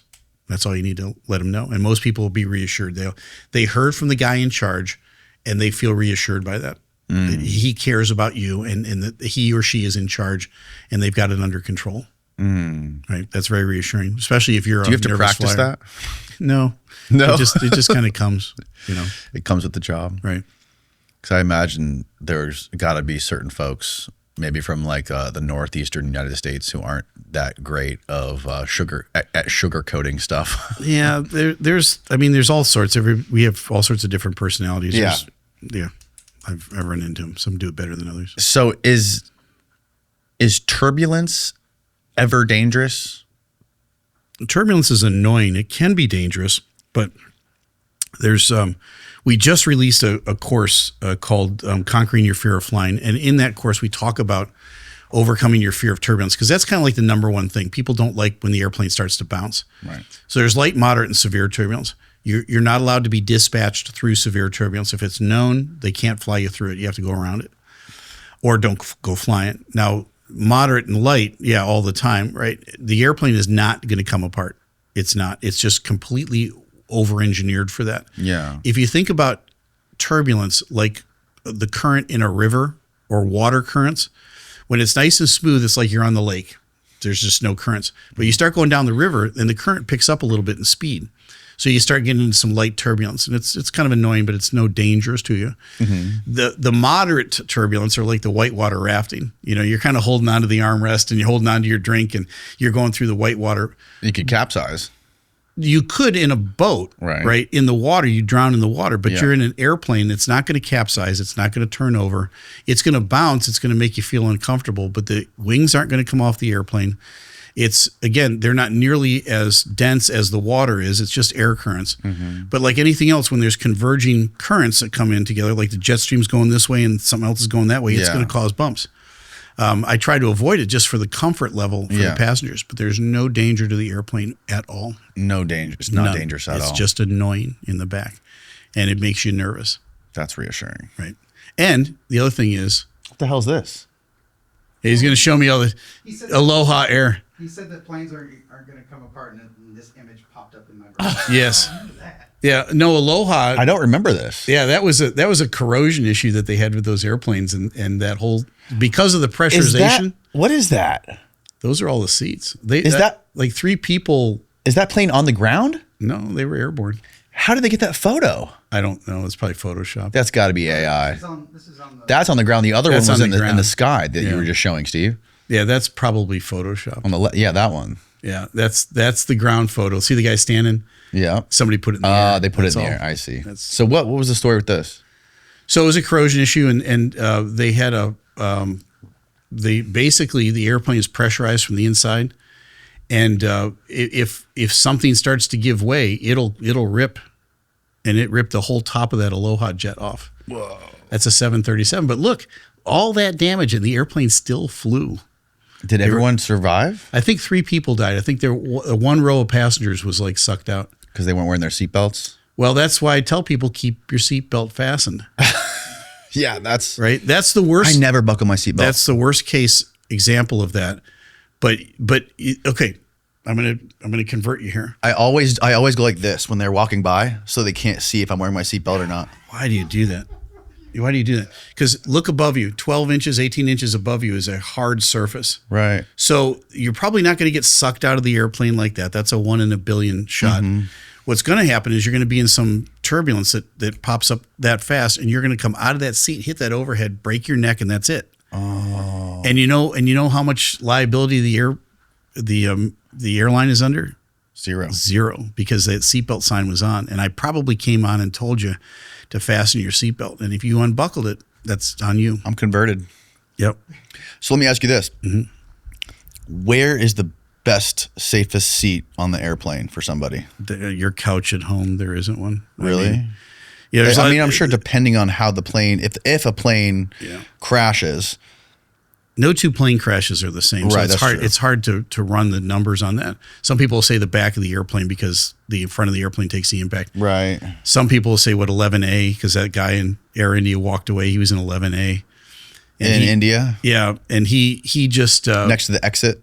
So he was right in the leading edge of the wing, right where the back of the damage is right there. Yep. There's a thing called the wing spar, and the wing spar is the heaviest, hardest part of the airplane. It's like a big old I-beam that goes from one wing to the other. Right. and he was right behind that. So they think that that wing spar took most of the impact that he would have taken. And then he's a pretty big, strong guy. Yeah. And he just got lucky. Good Lord. He just did. You know, the fireball and everything else. How did he walk out of all that? I have to use the restroom real quick. Yeah. We'll take a quick 5-minute break. Have you ever heard of the summer of the shark? No. The theory is that during the summer months, there's usually, or there was one, I think there was one specific summer where there was like more shark attacks ever reported in history. And that was like the summer that there was nothing happening in the news. And all the news channels, they needed to make stories. So they were just highlighting all the shark attacks that were happening. Right. And they thought, oh my God, the sharks are on a rampage right now, just eating people. What's going on? But that's all it was. Like they were just focusing more on the sharks. And I think that's what happens with airplanes, right? It's like when there's an airplane crash, the news just grabs onto it and makes it a huge spectacle. Absolutely. And so it seems like there's a lot of plane crashes. And it's been so safe. There's been so little of that the last 15 years that it doesn't make the news. But this past year, it started out with a DCA crash up in Washington, and then Air India was after that, and this UPS one a couple of months ago. So there's been some major crashes. It's been a long time since then. And channels like mine, where I cover incidents and accidents 3 or 4 times a week, we're not making them up. There's that stuff happens out there. You just don't hear about it. And now we're reporting on it. Yeah. So now it seems like, oh my word, no, it's not any more frequent than it was in the past. It's just getting reported more than it was. Yeah. And when you see those graphics of all of the planes that are in the air in the continental United States at one time, it's insane. Right. You can't even see the actual map because it's covered in planes everywhere. Right. Every day, 104,000 takeoffs and landings worldwide. Every day. Try to find an image of that, because I think people should see that, like how many planes are actually in the air. The one on the top right. Mm-hmm. Yep. Oh my God. How crazy is that? Now, if an airplane was as big as Idaho, it would look like that. Right. That's true. But that's a lot. Yeah. Is it true you can't fly over the North Pole or over Antarctica? You can. It's just I've flown close to the North Pole. It depends on what kind of nav equipment you get. It gets a little squirrely as everything is south. You know, it gets a little squirrely. But there's so many redundant systems now, especially with GPS, that you're talking to something out in outer space instead of something on the ground, or something that's internal that doesn't know where to go when you get to true north or the North Pole. But yeah. What is that anomaly we were looking at the other day, Steve? There's this anomaly in the South Atlantic anomaly. Have you heard of this? Mm-mm. There's like this weird hole in the atmosphere where there's like a ton of radiation coming through the Earth, and they call it the South Atlantic anomaly, I believe. The South Atlantic anomaly is a large, expanding, weak spot in the Earth's magnetic field over South America and the South Atlantic, allowing charged solar particles to drip closer to the surface. So that must not be a big deal. Well, I think it is. If you there's times where solar activity is higher than other times, and you'll get.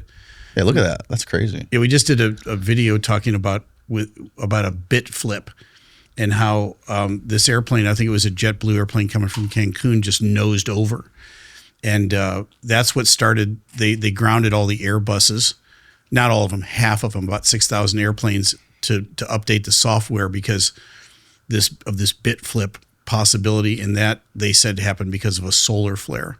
So in spots like that, is it the incidence of solar flares higher? Yeah. Could it cause a bit flip? It could. So again, you don't want to risk that sort of thing. Right.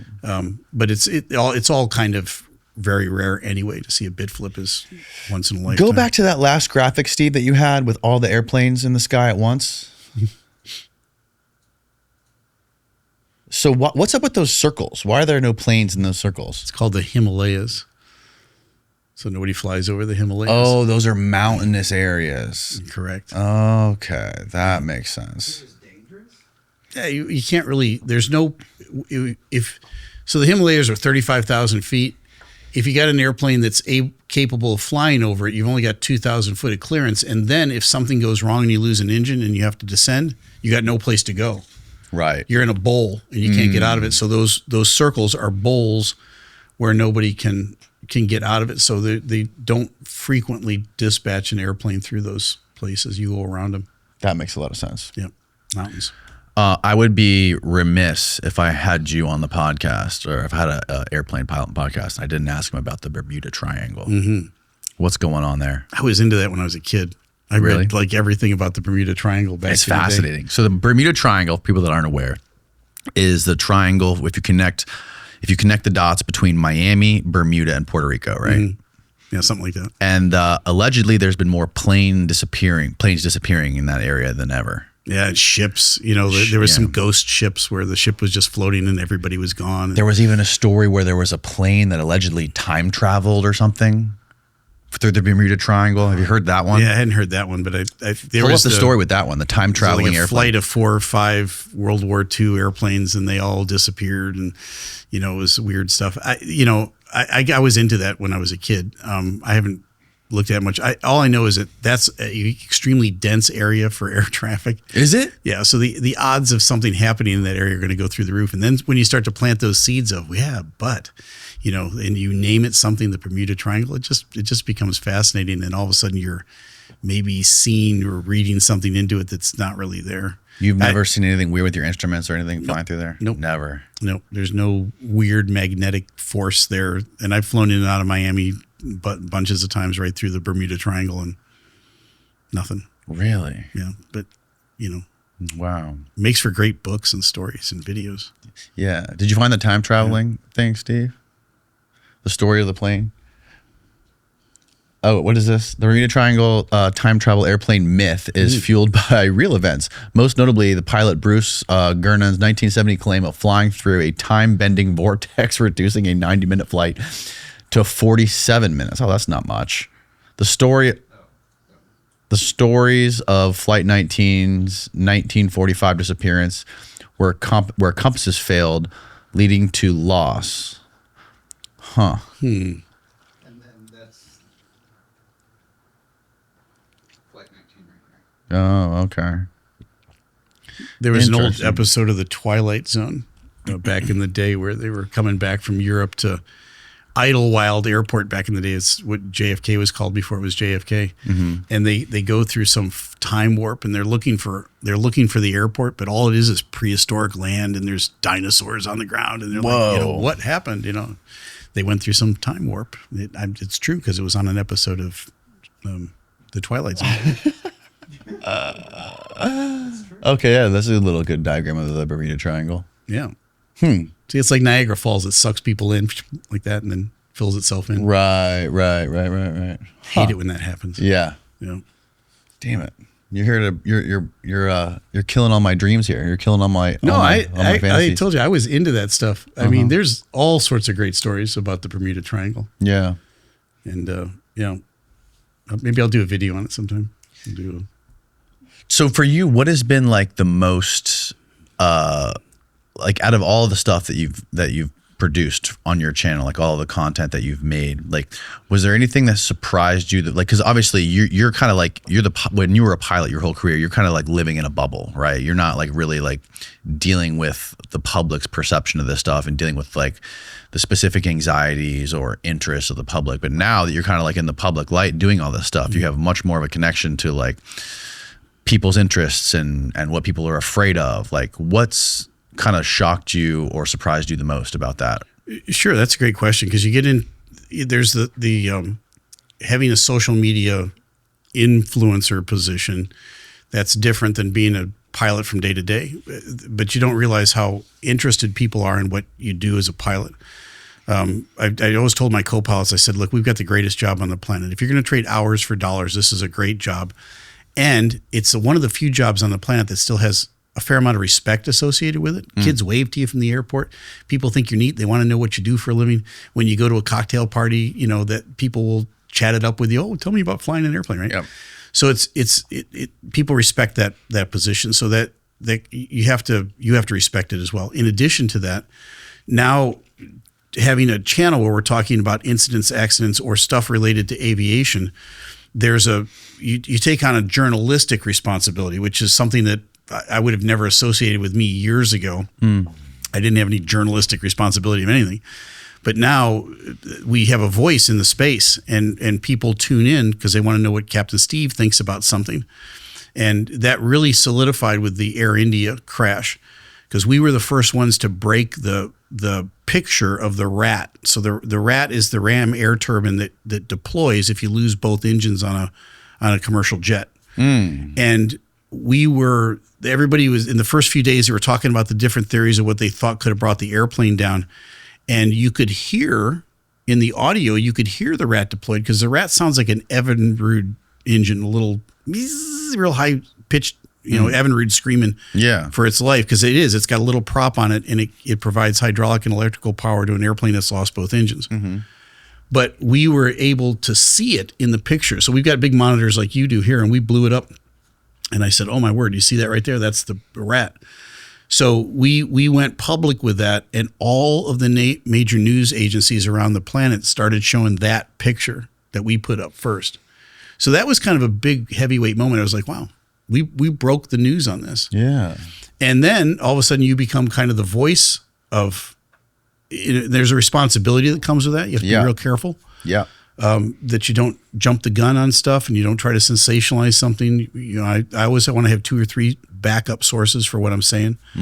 So there's kind of a weight that comes with that. It's nice. We enjoy it. But at the same time, we want to make sure we do things slowly and deliberately so we don't get out ahead of our skis, as they say. Yeah. So that's the being an influencer part is, you'll get called by, I said Piers Morgan earlier. One of the things that my son and I, when he's got the film studio up there in Raleigh, and so as he reminds me, I'm one of his clients, and I said, so if the Captain Steeeve thing ever arrives someday, whatever that means, I said, what's your measure of arriving? He told me what his was, and I said, okay, here's mine. Megyn Kelly calls. I said, if Megyn Kelly calls, there's the picture right there. Oh, wow. So that little gray thing right there that looks like almost like an anomaly on the screen, that's the rat. The rat has deployed. So they're at about 300 feet right now in a descent. Yep. The rat has deployed to provide electrical and hydraulic issues or power so that they can still fly the airplane. Every major news agency went with that picture of the rat deployed. So but back to Megyn Kelly. So I said, if Megyn Kelly ever calls, I'm dropping whatever I'm doing and getting on her show. And she called. I was on a cruise. And my son goes, no kidding. She wants you on in 45 minutes. And I said, okay, I'll make it happen. And I did an interview with her. She was going to have me back on, almost like your reaction to my 9/11 story. Yeah. I was on her program, and she was asking me and a couple other people questions. And somebody slid a piece of paper in front of her. And she looks down like that. And she looks back up, and she stops. She goes, Steeeve, she goes, were you supposed to be one of the pilots on 9/11? So I told her a real brief version of the story. She's like, oh my word. She said, all right. And you could see her wheels turning. And so a few weeks later, they called and said, Megyn wants to have you on 30 minutes on September 11th to tell your story. So I said, yeah, absolutely. We'll do that. On September 10th, Charlie Kirk got shot. So that I didn't want to come on the show after that. Yeah. Everybody was talking about that for weeks. They're still talking about it. And she was devastated by that. He was a friend of hers. So they canceled, rightly so. And maybe next year I'll be back on to tell my story on her show. But what did she originally want you to come on for? To talk about, was it a specific September story? 11th. Tell my September 11th That was the story. original reason. Okay. Yeah, because originally I was on to talk about Air India. So we were talking about this stuff on her thing. And then somebody slid that piece of paper in front of her, and she's like, oh, really? Because it does grab you, the whole September 11th thing. And so there's you have a voice, and people trust your voice, and that's a very rare commodity, and you have to really protect that as though it's something very precious, and it is. Don't abuse that. Take care of it and make sure, because you won't have a voice if you abuse it at some point down the road. You'll lose it rather quickly. Right. Yeah. So this rat thing, it's a propeller that provides power to the plane when it's lost all power. It's a last resort. So if both engines fail, or you have a complete hydraulic failure or a complete electrical failure on a 787, the rat will automatically deploy. So that was one of the things that told us that both engines had failed. You can't tell by looking at it that both engines have failed, except for the fact that the rat has deployed on its own. So you can hear the rat on the audio. It makes that high-pitched squeal. You can see it in the picture. The guy that survived the crash said he heard a loud bang and the lights flickered.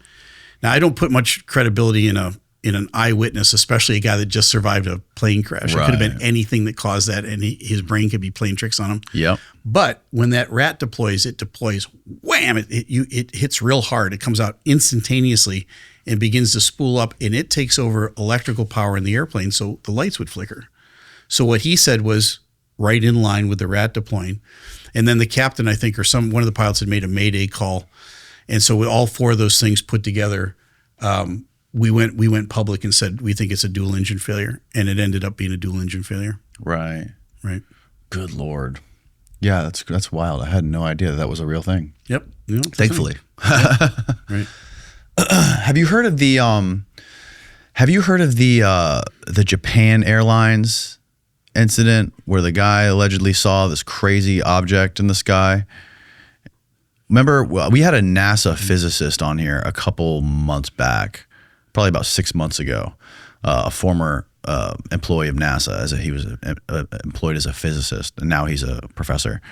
And he was explaining to us this crazy story about this. I think it was a Japanese airline that was flying over Alaska.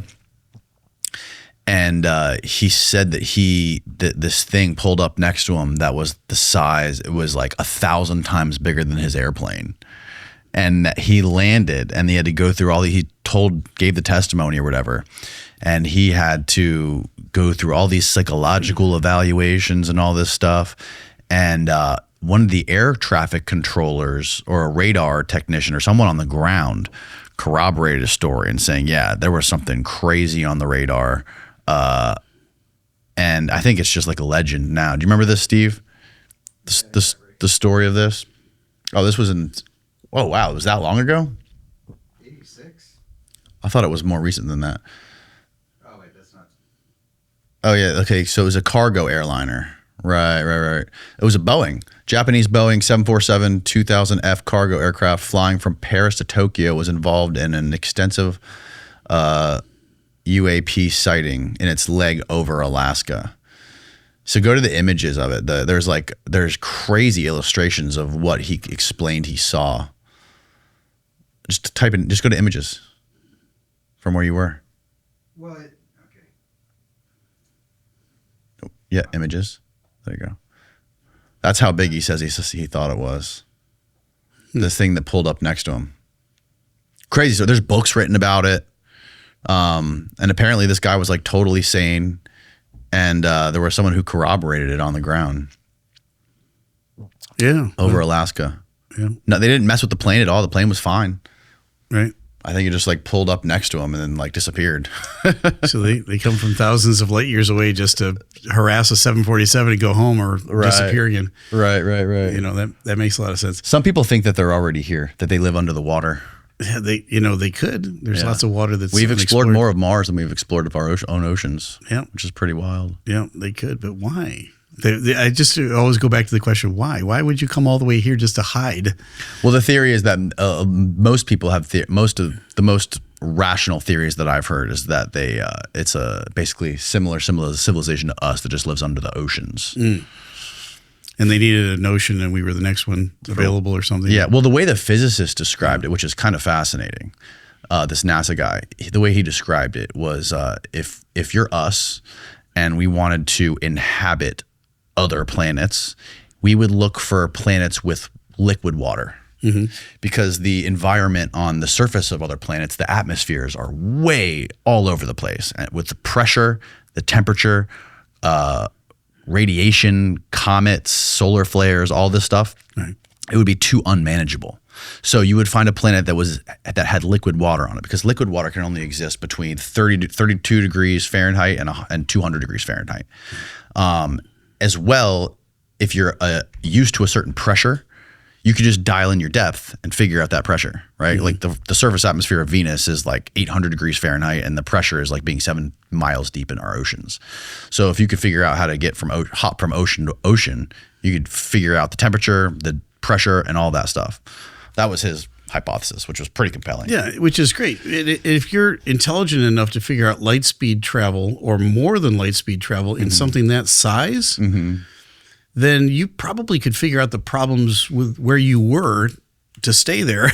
Yeah. Rather than come here and hide in the ocean. But Right. I love talking about it, but it's not, I think, was it Bill Nye? Elon Musk is big on going to Mars, and and Bill Nye, he just finally said, "Look, I love talking about this. It's really we're never going to live on Mars." Right. Okay, just right. I'm sorry. There's no universe where that is reality. It's 200 and whatever degrees below 0 Fahrenheit. There's no atmosphere. There's no water. It's not going to happen. You can't take enough resources there to somehow rehabilitate the planet at that temperature. You can't. Right. But it's great to talk about. It's fun. I'd love to take a manned mission to Mars someday. I hope that happens in my lifetime. That would be crazy. It would be. It was like, why would you want to though? Because I think you can. Robots can do a better job though. Yeah, right? but it's not the same. See, you're not old enough. I lived through the last gee whiz in our culture, which was we landed on the moon, right? And I watched that live on TV as a 9-year-old kid, and I was like, I was just in amazement at that, and everybody on the planet was like in amazement that was going on at the time, and it was the last kind of gee whiz moment we've had as a culture. Everything else is kind of the biggest achievement of humanity. Yes. And when you think about the monumental size of that achievement with the computer power that they had back then, that makes it even 1/1,000,000th the computing power of this. Yes. In the entire Apollo program. Yep. I ran into an Apollo astronaut years ago. This is a silly Steeeve story because I back into everything in my life, and I most of the time don't know where I am. And I was speaking at an event. They wanted my 9/11 story. And so I was the keynote speaker, and it was a men's retreat in Vail, Colorado. And there's like 80 guys there that had every year they come and they have a guest speaker. So after the talk, I'm done talking to 3 or 4 guys, and we're talking about flying airplanes. And one of the guys has a name tag on. It's an older looking gentleman. And it says Charlie Duke on it. He was just here. Okay. So Charlie Duke. I'm standing next to Charlie Duke. I have no idea who I'm standing next to.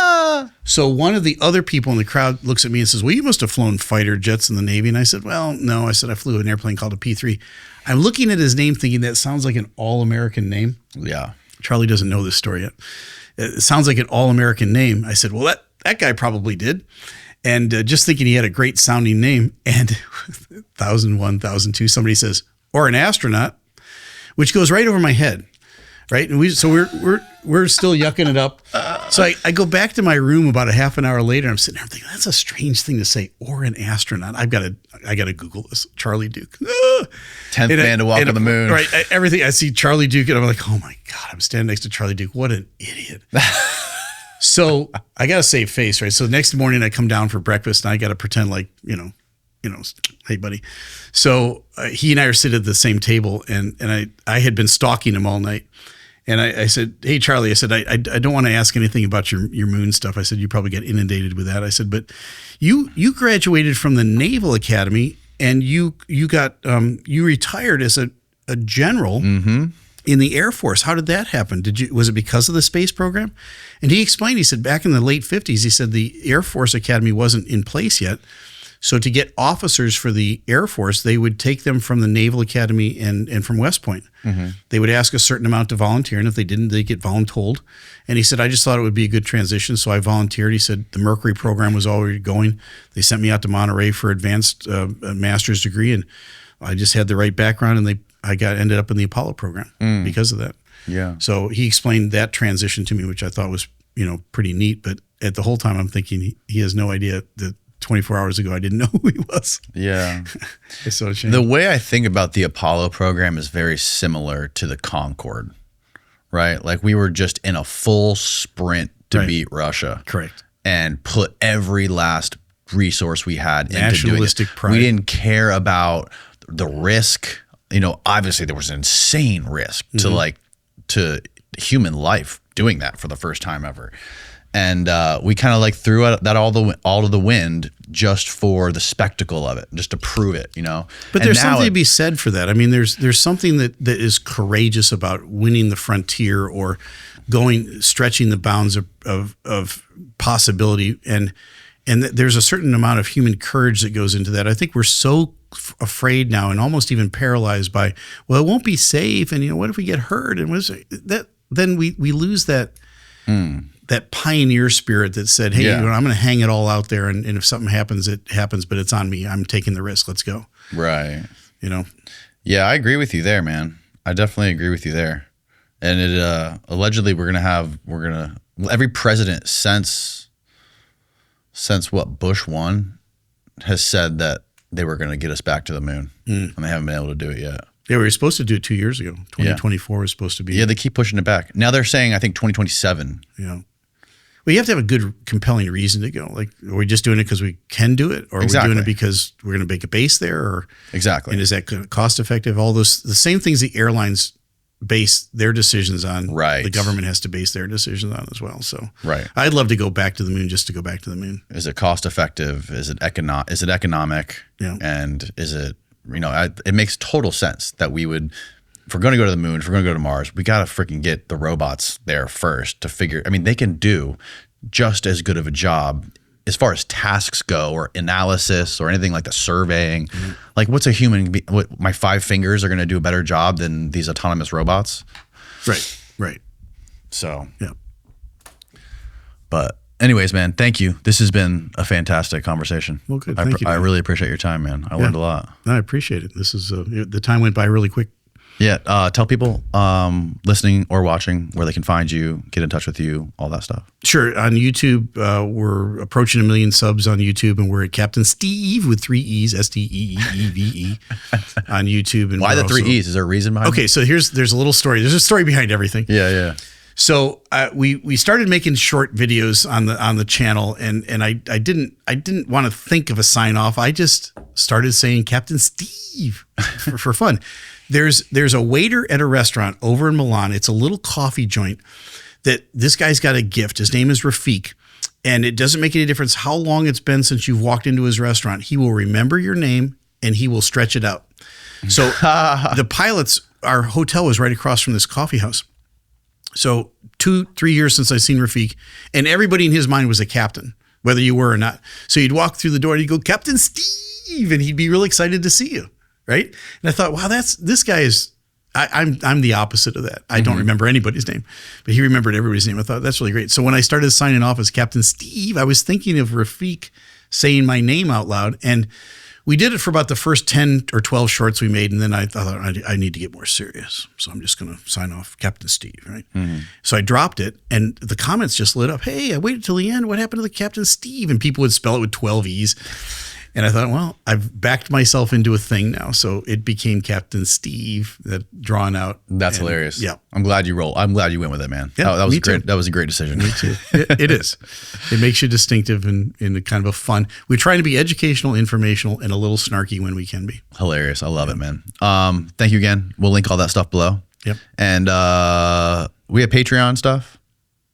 We do. We have Patreon. Do you mind answering some questions for our beautiful people at Patreon? Sure.